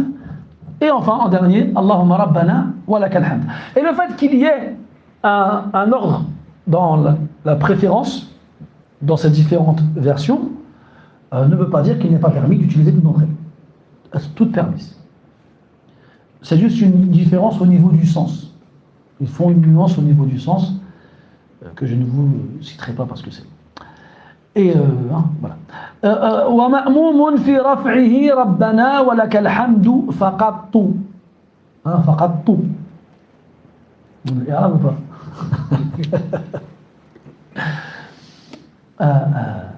Et là, il passe au ma'moum. Le ma'moum, il dit Rabbana wa lakal hamd, pas en même temps que l'imam ou al-munfarid, qui eux le disent une fois debout. Comme le ma'moum ne dit pas Sami Allahu liman hamidah, il ne peut pas dire Sami Allahu liman hamidah en se relevant du ruku', parce qu'il ne le dit pas. Donc lui, il dira Rabbana wa lakal hamd pendant qu'il se relève du ruku', pas une fois debout. Son wajib à lui, c'est de le dire pendant le déplacement de la position inclinée à la position debout. Et quand il dit faqat, ça veut dire qu'il ne dit pas Sami Allahu liman hamidah. Il ne le dit pas dans le madhab. Ça, c'est que pour l'imam al-munfarid. Le ma'moum ne dit pas Sami Allahu liman hamidah. Et quand il dit faqat, ça veut dire qu'il ne dit pas non plus mil as-sama'i wa mil al-ardi wa mil ma baynahu wa mil ma shi'ta min shay'in ba'd. Mais quand on dit qu'il ne le dit pas, ala wajhi al-istihbab. C'est-à-dire qu'il ne le dit pas de façon recommandée comme c'est le cas pour l'imam al-munfarid. Par contre, yajuzu lahu an yaqula. Il a le droit de le dire, mais pas istihbaban. C'est mubah. C'est-à-dire qu'il n'a pas là, c'est pas recommandé pour lui de le dire à ce moment-là, car c'est une formule qui devrait être dite par l'imam ou le munfarid. Ce qui ne lui interdit pas de le dire. Sauf que ça aura un jugement différent. Et là, je sens dans ton esprit que troublé, mon cher Yassine, que comment ça c'est mubah alors que le prophète il l'a dit.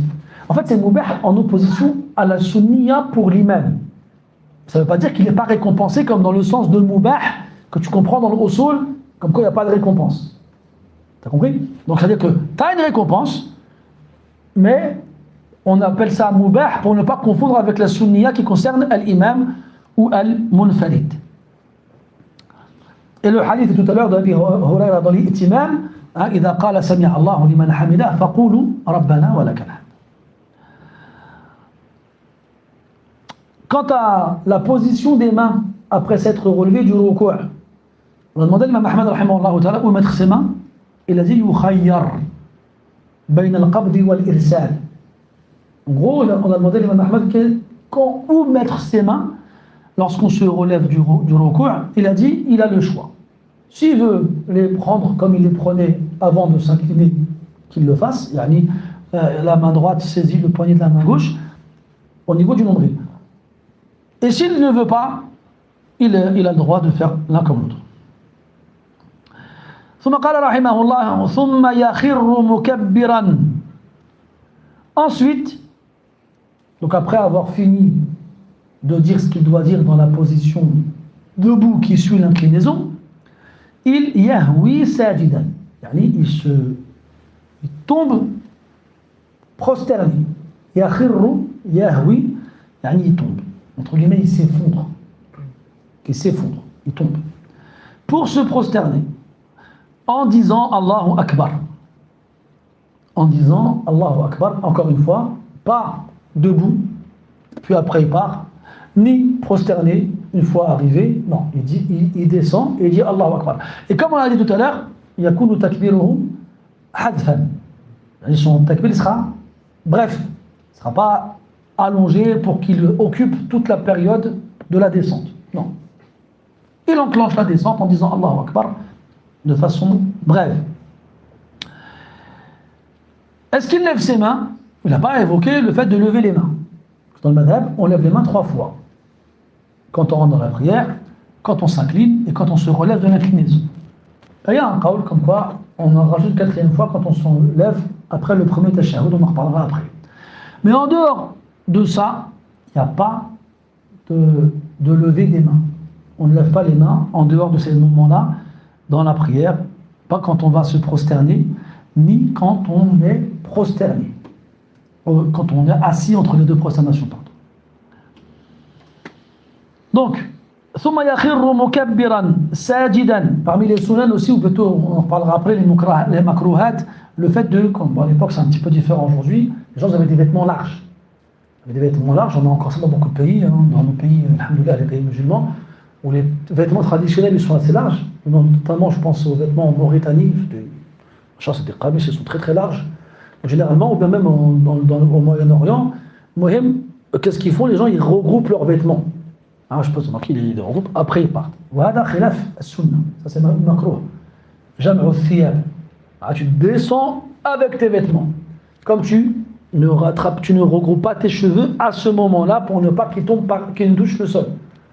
Tu te prosternes avec tes vêtements et avec tes cheveux. طيب على 7 أعضاء رجليه ثم ركبتيه. Donc il se prosterne sur 7 membres. Les premiers, donc c'est rijlayn, les 2 pieds, ils ne bougent pas. Ensuite, rukbatayhi, ses genoux. Dans le madhab, la sunna, quand on se prosterne, c'est de poser les genoux avant de poser les mains. Le hadith de Wa'il ibn Hujr, radiyallahu anhu, وَيَضَعُ يَدَيْهِ وَوَضَعَ رُكْبَتَيْهِ قَبْلَ يَدَيْهِ. Et il a posé ses genoux avant de poser ses mains. C'est ça le mu'tamad dans le madhab. Tu poses tes genoux avant de poser tes mains, bien sûr. Si, masha'Allah, t'es léger et t'es encore souple, etc., etc. C'est chose que je ne suis plus, malheureusement. Si je fais ça, je finis à l'hôpital. طيب ركبتيه ثم يديه. Ensuite ses mains. Donc les pieds, les 2 pieds, 1, 2, les 2 genoux, 3, 4, les 2 mains, 5, 6. ثم جبهته. Donc al-jabha, c'est le haut de la tête, du visage, ce qui passe au-dessus des sourcils jusqu'à là où les cheveux commencent chez quelqu'un de normal. Je ne vise personne en disant ça, mais ne vous inquiétez pas. Al-muhim, al-jabha, le front. Il a dit وَثُمَّ جَبْهَتِهِ مَعَ أَنْفِهِ. avec son nez. Donc al-afdal, c'est qu'il les pose tous les deux en même temps, le front et le nez.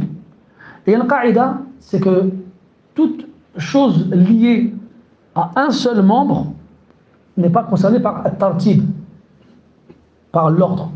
Maintenant, nous on a vu que la sunna dans les ablutions, c'est commencer par la droite. Mais dans les ablutions, il y a des membres où il n'y a pas de droite et de gauche. Le visage, maintenant. Est-ce que quand tu vas te laver le visage, tu vas d'abord laver ta partie droite, après ta partie gauche? Là, tu laves le visage entièrement. Donc ce qui est lié à un seul membre n'est pas concerné par un ordre de préférence à suivre. Et donc là, on part du principe où le nez, il vient avec le front. Donc il n'y a pas de taqdim, il n'y a pas de tartib. Il n'y a pas de on met celui-ci avant l'autre ou bien un ordre à respecter. On les met tous les deux ensemble. لقول ابن عباس رضي الله عنهما أمر النبي صلى الله عليه وسلم أن يسجد على 7 أعظم tel que Ibn Abbas رضي الله عنهما l'a rapporté, on a ordonné au prophète alayhi salatu wassalam de se prosterner sur 7 os. Dans notre version, 7 membres. Les 7 membres qu'on vient de citer. ولا يكف شعرا ولا ثوبا, et qu'il ne ramasse pas, qu'il ne regroupe pas des cheveux ou des vêtements quand tu vas se prosterner. طيب. Il y a aussi un hadith chez Ad-Daraqutni d'après Akrima, d'après Ibn Abbas, مرفوعا إلى النبي صلى الله عليه وسلم يقول لا صلاة لمن لم يضع أنفه على الأرض. والحديث فيه مقال. Et le hadith d'Ibn Abbas chez Ad-Daraqutni, il n'y a pas de prière pour celui qui ne pose pas son nez par terre. Mais est-ce qu'on comprend ici que si le nez ne touche pas le sol, la prière elle est invalide alors que je touche avec le front? En fait, chez les ulama, on nous dit qu'il n'est pas obligatoire de poser l'entièreté de chaque membre pendant le soujoud. Dès lors qu'une partie de ces membres-là est en contact avec le sol, alors c'est le minimum obligatoire. Donc si c'est le bout des doigts, si c'est les paumes, pareil pour les pieds, et pareil pour une partie du nez, al-muhim, dès lors qu'on a une partie d'un des membres, je précise, en contact avec le sol, des 7 membres, la prosternation, elle est valide. Par contre, si un d'entre eux manque entièrement, la prosternation, elle sera invalide. D'ailleurs, à partir de là, les savants, ils ont fait un tafsil, une distinction sur ce sur quoi on va se prosterner. Donc ils disent que si je me sers d'un de mes membres qui doit obligatoirement être en contact avec le sol pour me prosterner dessus, c'est pas valide. Mathalan, je prends ma main droite et je pose ma tête dessus. Ma main, c'est un des membres qui doit être en contact avec le sol et mon visage aussi. Donc je vais me prosterner un de mes membres sur un autre de mes membres. Là, il y a juz ou là, yujzi. Ce n'est pas permis et ce n'est pas valide. C'est une chose que j'ai remarqué chez beaucoup de gens, surtout chez les enfants qui ont la bougeotte pendant la prière. En prosternation, qu'est-ce qu'ils font? Ils mettent un pied sur l'autre. Et pour ceux qui ont des enfants en âge de prier, je vous invite à faire attention parce que c'est quelque chose de très récurrent. Donc ils mettent un pied sur l'autre. J'ai même vu des fois, ça m'arrivait avec mes enfants quand ils étaient petits, qu'ils lèvent les 2 pieds pendant ce sujoud. Al-Muhim, ça c'est des exemples comme tant d'autres. Donc il faut faire attention à cela. Et ils doivent rester au sol pendant toute la partie de la prosternation. Ça c'est la première chose. Ensuite, si on se prosterne sur quelque chose qui est lié à nous, à nos vêtements. Donc soit c'est lié à moi, dans mon corps, comme on l'a expliqué, me prosterner sur un membre qui lui-même doit se prosterner, là il y a chose. Si je me prosterne sur quelque chose qui est en contact avec moi, mais pas de mon corps, la imama, ou bien un vêtement large et épais, et ample, pardon, si pendant, je suis dehors, et je vais faire ça, et me prosterner dessus, il y a juz, la haraj. Troisièmement, me prosterner sur quelque chose qui n'est pas lié à moi, un tapis. Kadalika, il y a juz, on a le droit. En sachant que dans le madhab, c'est makrouh bila haja. C'est détestable s'il n'y a pas un besoin. C'est-à-dire que le mieux, c'est qu'il n'y ait pas de ha'il, d'obstacle entre toi et le sol. C'est le mieux. Chez toi, tu as du parquet, tu as ce que tu veux. On a tous ce tapis sur lequel on prie. Et le mieux, c'est de s'en passer. Mais tu as le droit de le prendre. Tu as le droit de le prendre. Après, faire attention aux motifs sur les tapis. Parce que la plupart des tapis que les gens utilisent, il y a des motifs dessus. Et c'est une très mauvaise chose. Parce que ça perturbe. Le prophète sallallahu alayhi wa sallam, il a prié une fois, il avait devant lui un vêtement, al-jabaniya, al-jabiya, je sais pas comment on dit, et c'était une tunique brodée avec des motifs dessus. Il a fait la prière en ayant dans sa direction. Quand il a fini la prière, il a dit prenez ça, ramenez-le à Foulaine et demandez-lui, donnez-lui, et qu'il donne à sa place sa tunique qui n'avait pas de brodure et qui était donc moindre en termes de valeur. فَإِنَّهَا أَلْهَتْنِي فِي الصَّلَاةِ car elle m'a distrait durant la prière. C'est la première chose. La deuxième, c'est quand on nous met dessus des mosquées, de la Kaaba. هذا أعظم وأقبح. C'est encore pire.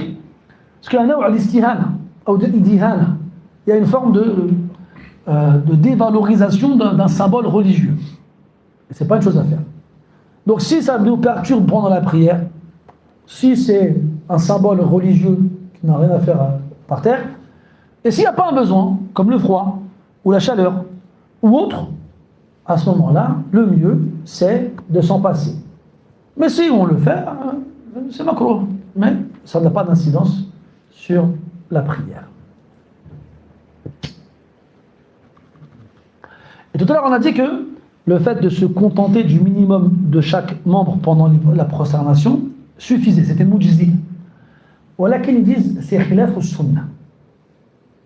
Celui qui va le faire sans raison, on va dire spontanément et occasionnellement, il se sera opposé à la sunna qui est de mettre le membre entièrement, même si ça suffit pour que la prière elle soit valide. Et khilaf sunna, ils disent que c'est inférieur au makruh. D'accord? Tu as le mubah, tu as khilaf sunna, tu as le makruh, tu as le haram. Et des fois, quand on fait khilaf sunna, une fois, sans raison comme ça, voilà. Si par contre on le fait régulièrement, on peut ouvrir la porte de l'innovation. Car le fait de l'accomplir de façon régulière indique qu'il y a un certain attachement à cela.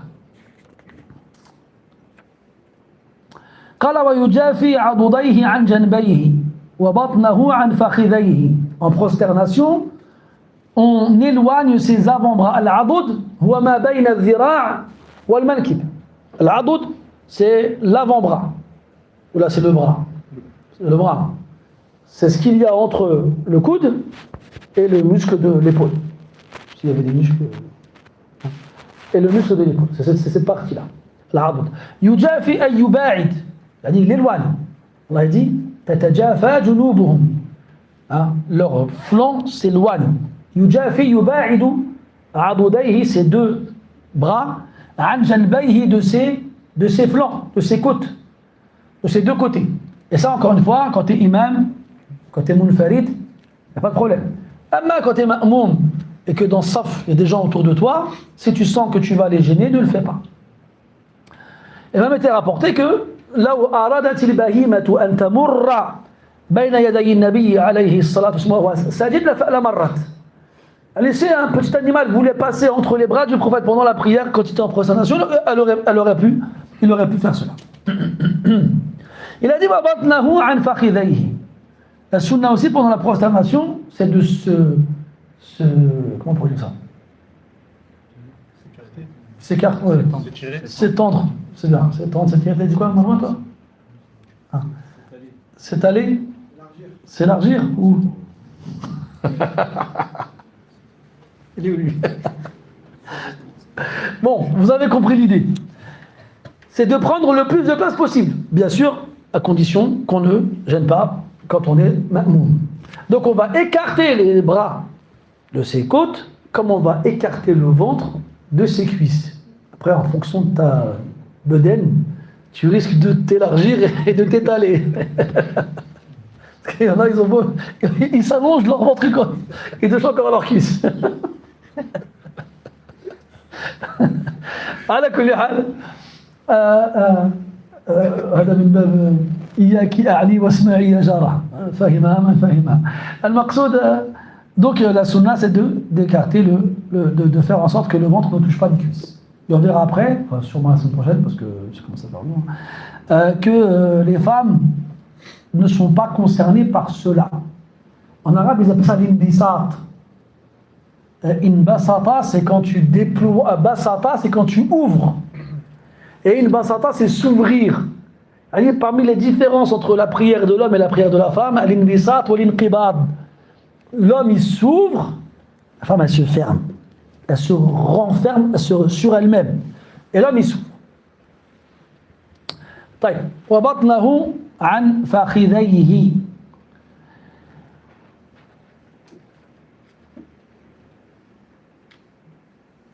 نعم ويفرق ركبتيه, et il sépare ses genoux, ça veut dire qu'il écarte les cuisses. Dans ce sens-là, il ne va pas avoir les pieds joints, les cuisses serrées de façon à ce que les genoux se touchent. Non, il va s'ouvrir comme je vous l'ai dit, et il va aussi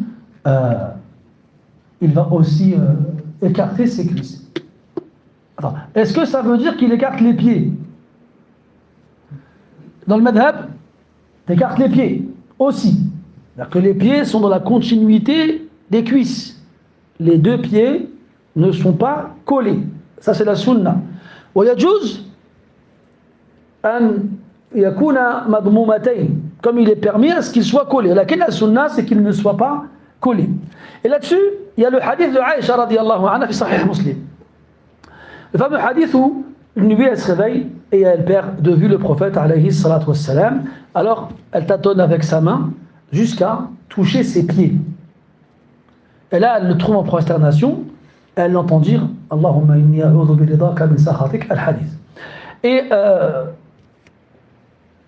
il y a certains savants qui ont déduit de ce hadith-là que les pieds du prophète étaient collés l'un à l'autre. Parce qu'ils ont dit quoi? Parce qu'il est un peu probable qu'avec sa main, elle ait pu toucher ses deux pieds. Donc si elle a touché ses deux pieds, c'est qu'ils étaient joints l'un à l'autre. Et il y a une version du hadith chez Ibn Khuzayma où il dit qu'ils étaient collés les deux pieds. Mais ce hadith, la plupart des savants l'ont jugé comme étant shadh.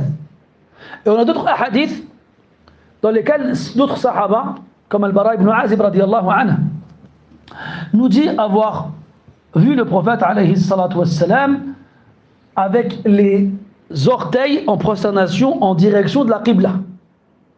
Et en fait, si jamais il a les cuisses écartées et les pieds collés, ils ne seront plus dans. Il y aura forcément comment on peut dire ça, un détournement ou un déclin, je ne sais pas comment dire. Il a dit Fatoufaj. Ça c'est dans la riwaya de Bayhaqi du hadith de Al-Bara. Il dit Ay wassa'a bayna rijlayh. C'est-à-dire qu'il a éloigné entre ses pieds. Et ce hadith min nahiyati as-sihha, il est asah que la riwaya d'Ibn Khuzayma. Et on a aussi un autre hadith chez Abu Humayd. Il dit Idha sajada farraja bayna fakhidayhi. Lorsqu'il se prosternait, il écartait entre ses cuisses. Puis ils disent aussi que le prophète il observait une logique et un ordre précis dans la position. Il est debout et il ne bouge que s'il le faut. Et donc, comme on a dit, quand il se prosterne, les pieds sont les premiers à toucher le sol, puis les genoux, puis les mains, puis la tête. D'accord? Et donc, il reste dans cette position-là. S'il avait changé de position, alors ça nous aurait été rapporté. Et par rapport au hadith de Aïcha radiyallahu anha, il y a deux tawjih. Le premier, c'est qu'il est possible, oui, de toucher les deux pieds avec sa main. Parce que quand on dit sa main, en arabe, quand idha utliqat yuradu biha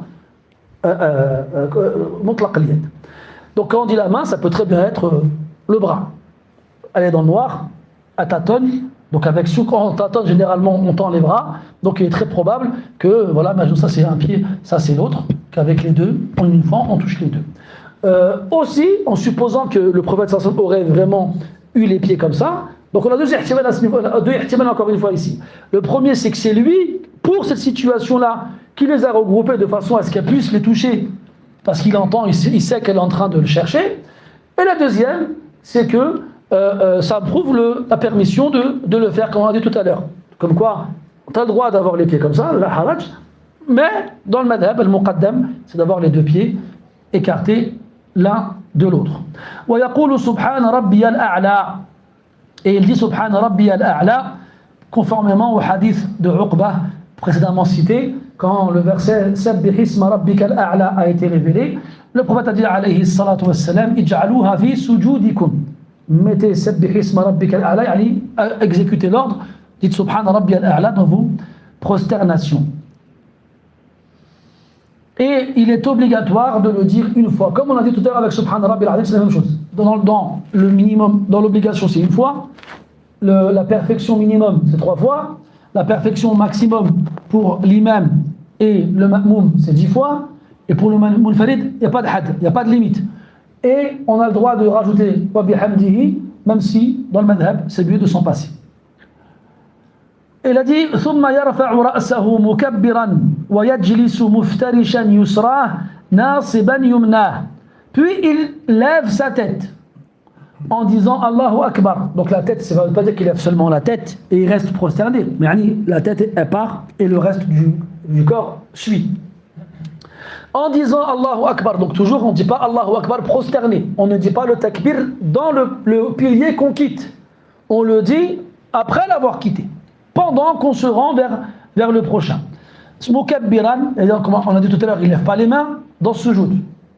Il ne lève pas les mains dans ce sujoud. Ils ont une qaïda dans le madhab, quand le takbir il est précédé par un qiyam et il est suivi par un qiyam, tu lèves les mains. Et quand il est précédé par un sujoud ou suivi par un sujoud, tu ne lèves pas les mains. Vous galit? Donc tu es debout. Même le recours, même si c'est pas un qiyam proprement dit, c'est en opposition au sujoud. Donc takbirat ihram, quand tu pars en recours, quand tu te relèves du recours. Et selon l'autre avis, dans une prière, il y a 3 ou 4 unités, après le premier tashahhud, tu te relèves, tu n'es pas parti d'un sujoud, tu es parti d'un julus.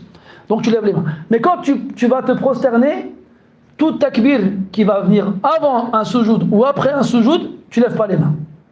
Tu te vois, c'est bon? Donc il dit Mukabbir en disant Allahu Akbar, comme on a dit tout à l'heure. Donc il ne le dit pas sur toute la durée, il le dit brièvement, et il le dit seulement après avoir quitté la prosternation. Wa yajlis, il s'assoit. Comment il s'assoit? Muftarishan yusrah.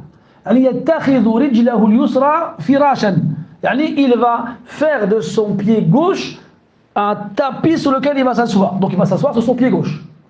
Nasiban yumna, et il va lever le pied droit. Et quand on dit qu'il va lever le pied droit, il va le mettre sur la pointe des orteils. Pas le poser comme il s'assiera sur le gauche.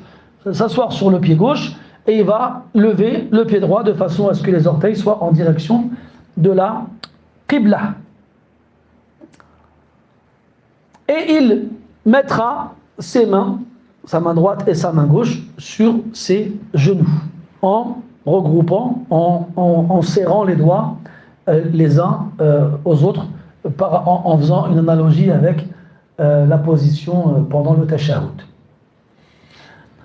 Parce que dans la prière, on a une description de tous les mouvements. Et il y en a qui nous ont dit qu'on n'a pas de hadith qui nous dit comment positionner les mains pendant l'assise entre les deux prosternations. Et donc là, on a en fait la position dans la prière, il y a la position debout et la position assise. Et dans la position assise, on a le tashahhud et celle entre les deux prosternations. Et dans le tashahhud, on sait comment positionner les deux mains, la droite et la gauche. Donc par définition, par analogie, c'est ce que je voulais dire, dans l'autre assise où il n'y a pas de tashahhud, eh bien la main droite, qui ne sera pas mashroula bi at-tashahhud, elle prendra la même position que la main gauche.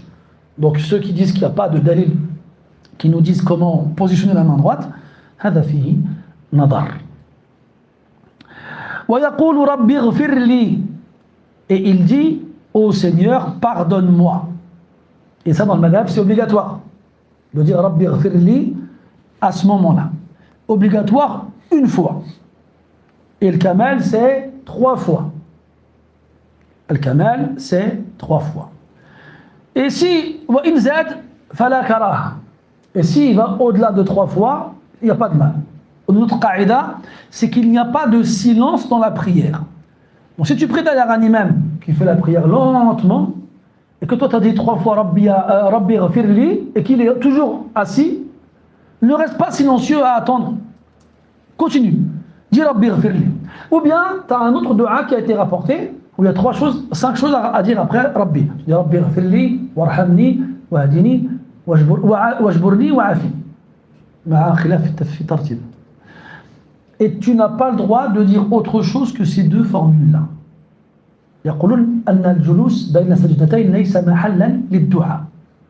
Parce que l'assise entre les 2 prosternations n'est pas un endroit où on fait dua, à part ce qui a été rapporté. À part ce qui a été rapporté.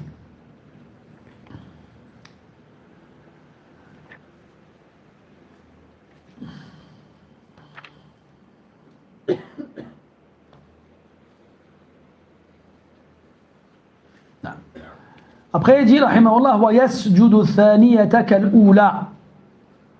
Donc, quand il dit, il se prosterne la 2e fois comme la première, il parle de la seconde prosternation, bien entendu.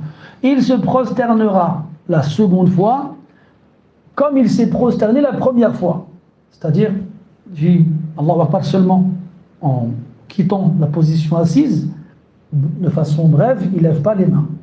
Et quand il arrive prosterné, il se prosterne sur les 7 membres. Et il dit Subhana Rabbiyal A'la. 1 fois, ou 3, ou 10, ou plus, c'est les moulfades.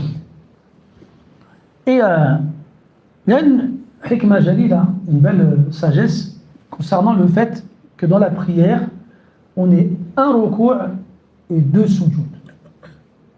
يقولون إنما شرع تكرار السجود في كل ركعة دون غيره لأنه أبلغ ما يكون في التواضع وأفضل أركانها الفعلية وسرها الذي شرعت لأجله وخاتمتها وغايتها.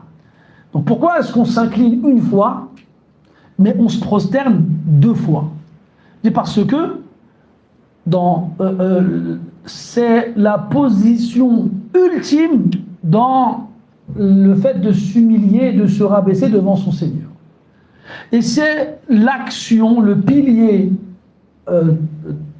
dans les actes de la prière le plus noble et le meilleur. يقول عليه الصلاة والسلام أقرب ما يكون العبد من ربه وهو ساجد. C'est l'expression absolue de la dévotion, la prosternation. ثم قال ثم يرفع مكبرا ناهضا على صدور قدميه معتمدا على ركبتيه إن سهل. On s'arrêtera là, Inch'Allah. Puis, il se relève de la 2e prosternation en disant Allahu Akbar, en ayant quitté, une fois que sa tête a quitté le sol et que le reste de son corps la suit. Nahidan ala suduri qadamayhi, en se levant en s'appuyant sur ses pieds. En s'appuyant sur ses pieds. C'est-à-dire que la sunna dans le madhab, c'est de se relever en s'appuyant sur ses pieds, pas en s'appuyant sur le sol. Il dit insahul. Mu'tamidan ala rukbatayhi insahul.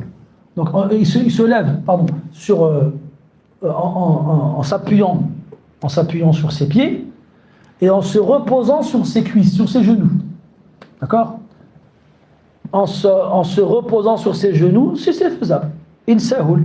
Encore une fois, la souplesse et la jeunesse et la finesse et la délicatesse, etc. etc. Ça c'est l'awla. Si tu peux pas, la qaddar Allah, tu peux pas, alors tu t'appuies sur le sol pour te lever. Et il est détestable de se lever un pied après l'autre.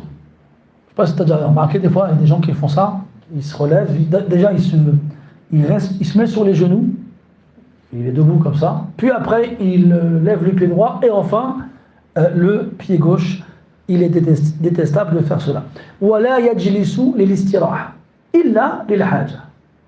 Et il ne s'assoit pas pour marquer une pause, sauf s'il en a besoin. Donc l'assise de la pause, du repos, l'assise du repos, n'est pas une sunna chez les fuqaha. C'est une action dont on va avoir besoin pour les gens qui ont du mal à se lever en une fois. Mais les gens qui n'en ont pas besoin ne le feront pas. Même si certains compagnons l'ont rapporté, il n'a pas été rapporté qu'ils le faisaient eux-mêmes, à moins qu'eux-mêmes en avaient besoin, radiyallahu anil jami'. Même que Aïcha, radiyallahu anha, elle-même, qui rapporte le hadith, elle dit « Lamma thaqul » quand le prophète, alayhi sallam, s'est alourdi, il marquait une pause lorsqu'il se relevait de la prosternation avant d'être debout, alayhi salatu wassalam. ونكتفي بهذا القدر إن شاء الله تعالى واعذروني على التأخير. Avez-vous des questions? تفضل. Pour la deuxième sourate, est-ce que c'est possible de faire la Fatiha? De refaire la Fatiha? Ah, voilà, je comprends mieux. Le frère il demande est-ce qu'on a le droit de refaire la Fatiha? Non, on ne répète pas la Fatiha sans raison. On a vu précédemment que dans certains cas, si on a fauté, on recommence la lecture de la Fatiha. Amma sans raison, recommencer la lecture de la Fatiha. Donc si, parce que c'est un pilier, et répéter 2 fois un pilier dans la prière, ça revient à rajouter volontairement une chose, ce qui entraîne son annulation. Donc s'il n'y a pas de besoin, on ne répète pas la Fatiha. Wallahu a'lam.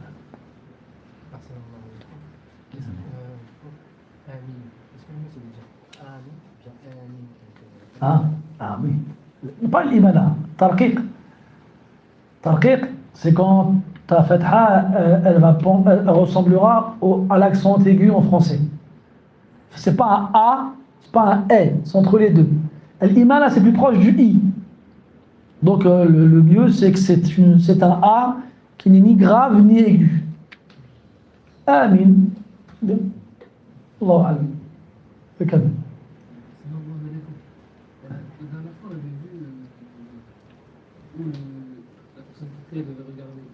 Allez voir. On n'a pas traité pour celui qui ferme les yeux. Parce que Non, barakallahu fik. On avait vu la dernière fois les différents jugements en fonction du regard, où on place son regard pendant la prière. Qu'en est-il du fait de fermer les yeux? C'est makrouh dans le madhab. C'est détestable dans le madhab, car ça nous fait ressembler aux gens du livre qui priaient les yeux fermés. Et wahakada. Donc c'est makrouh, Wallahu ta'ala a'lam. Ouais. Si on reste plusieurs soirs, est-ce qu'ils sont obligés de se suivre? Est-ce qu'on dit la basmala à chaque fois? Et si c'est une prière au doigt, est-ce qu'on est au doigt? Donc quand tu veux dire plusieurs soirs dans la même raka'a, c'est ça? Non. Comme on a dit tout à l'heure, ce qu'il est détestable de faire, c'est de ne pas respecter l'ordre des soirs. D'accord? Maintenant, si moi je veux, tant que je respecte l'ordre, dans le sens où je ne vais pas en faire une en premier qui vient après la seconde, quelle que soit la succession, que ce soit l'une après l'autre dans le tartib, ou une là, et une là, et une là, tu peux faire comme tu veux. Et là, tu diras Bismillah ar-Rahman ar-Rahim avant chacune des soirs. Si c'est une prière au doigt, je vais dire au doigt. Non, on a dit qu'on ne disait pas Bismillah ar-Rahman ar-Rahim à voix haute. On ne dit pas à voix haute. Wallahu a'lam. quand on prie en groupe, et on fait un signe entre les deux sujets, est-ce qu'on peut dire utiliser le pluriel et dire un père Tajama? Quand on est ma'moum, l'asl c'est qu'on on ne voit pas le pluriel dans des circonstances telles que celle-ci où c'est tawqifi. Parce que là, à ce moment-là, tu ne peux pas faire dua pour autrui dans une chose où le dua à la base n'est pas légiféré. Donc quand on avait vu cette règle-là, quand le texte il restreint la chose, on va la restreindre au maximum sans rien rajouter. On va se contenter de ce qui a été dit. Donc on ne le dira pas au pluriel. On dira Rabbi ighfirli, on ne dira pas Rabbi ighfir lana. Wallahu a'lam. Oui, Zakari. Dans la prosternation, quand on se lève, on n'utilise pas les mains du coup.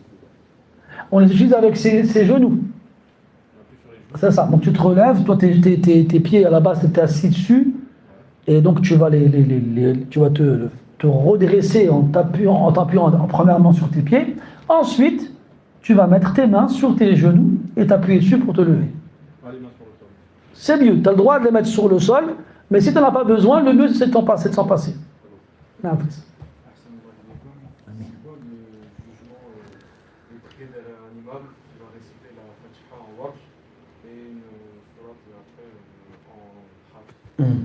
Oui, comme on a dit tout à l'heure, ce n'est pas une chose à faire ou laquelle ça ne va pas avoir d'incidence sur la siha de la prière. Wallahu a'lam. Ce sera makruh au maximum. والعلم عند الله. نعم.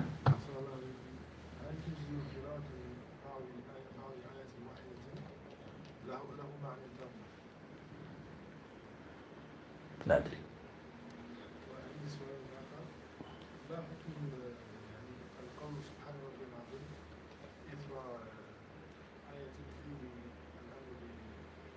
بالتسبيح.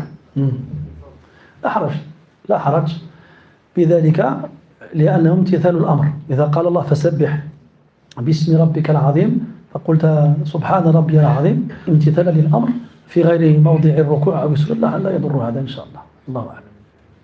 نعم. شيخ أحسن الله عليكم، ما حكم قراءة القرآن؟ ما حكمه؟ ما حكمه؟ نعم. قراءة القرآن تعرف تدرب في الصلاة ما حكم قراءة آية القرآن متفرقة لكن في الترتيب؟ نعم. تقصد يقرأ آية من أول السورة ثم ينتقل إلى العاشرة ثم إلى 30 هكذا. أو سور آخر لكن أي نعم. لا أدري. لا أدري. Son frère avec quelqu'un qui dirige, qui fait l'imam, أيوه. qui ne respecte pas la prière, par exemple la prière, sa récitation. Tout dépend le non-respect de la Fatiha, de la lecture en question. On avait vu, c'est ça, dans le cours précédent, qu'il y a plusieurs erreurs et que plusieurs types d'erreurs et qu'il y avait des erreurs qui étaient tolérées et d'autres qui ne l'étaient pas. Donc en fonction de l'erreur, il y aura un jugement différent. Et à ce moment-là, si jamais l'erreur elle invalide la lecture, donc soit il la recommence en corrigeant, ou bien la prière elle sera invalide. Il faudra refaire la prière. وفيك بارك الله. طيب قال السائل في المجموعة lorsque le prophète sallallahu alayhi wa sallam était en sujoud, il avait le dos rond ou droit tendu. Le dos rond ou droit tendu. Comme on est parti sur l'inbisat, le fait de s'étendre pendant ce sujoud pour les hommes, comme on l'a dit, qu'on éloigne son ventre de ses cuisses, يظهر لي والله أعلم أنه كان مستقيما, qu'il était tendu. Le dos rond, parce que si tu as le dos rond, c'est que tu te recroquevilles sur toi-même. Et que ça, c'est une haya qui ne correspond pas à ce que l'homme doit faire pendant la prière. Wallahu a'lam. J'ai une question concernant la prière de la femme. Si une sœur prie en portant le niqab et des gants, doit-elle les enlever avant de commencer la prière ou lui est-il permis de prier en les gardant? Ça, on a parlé dans al-awra, satr al-awra. On a dit que dans le madhab, le mashhour, c'est que la femme couvre ses mains, même si elle est seule. Ça, c'est le mashhour. Et une riwaya qui est comme celle du jumhur, comme quoi elle ne couvre pas les mains. Et donc elle découvre son visage. Et la base, c'est qu'il est makrouh de prier le visage couvert. Sauf si la femme est en présence d'hommes étrangers. En partant du principe où, bien sûr, la femme elle se couvre devant les hommes étrangers le visage. Donc si elle est en présence d'hommes étrangers, elle priera le visage couvert. Et si par contre elle n'est pas en présence d'hommes étrangers, alors à ce moment-là, il est préférable qu'elle prie le visage découvert. Wallahu a'lam. Concernant les gants, la haraj, il n'y a pas de mal à les porter, qu'elle soit seule ou en public. Quel est le jugement pour l'imam et le munfarid de dire seulement Rabbana wa lakal hamd et de ne pas dire la suite? C'est le mujzi. Rabbana wa lakal hamd, c'est obligatoire. Et la suite, on a dit que c'est une sunna fi haqqihima, mais pas fi haqqi al-ma'moum. Donc s'ils ne le disent pas, tasihhu as-salah, wallahu a'lam. À quel moment le ma'moum doit arrêter son tashahhud? Ça, on le verra la semaine prochaine, incha'Allah ta'ala. فلا تستعجلون. سبحانك اللهم وبحمدك نشهد أن لا إله إلا أنت نستغفرك ونتوب إليك وصلى الله على نبينا محمد وعلى آله وصحبه وسلم والحمد لله رب العالمين وبارك الله فيكم.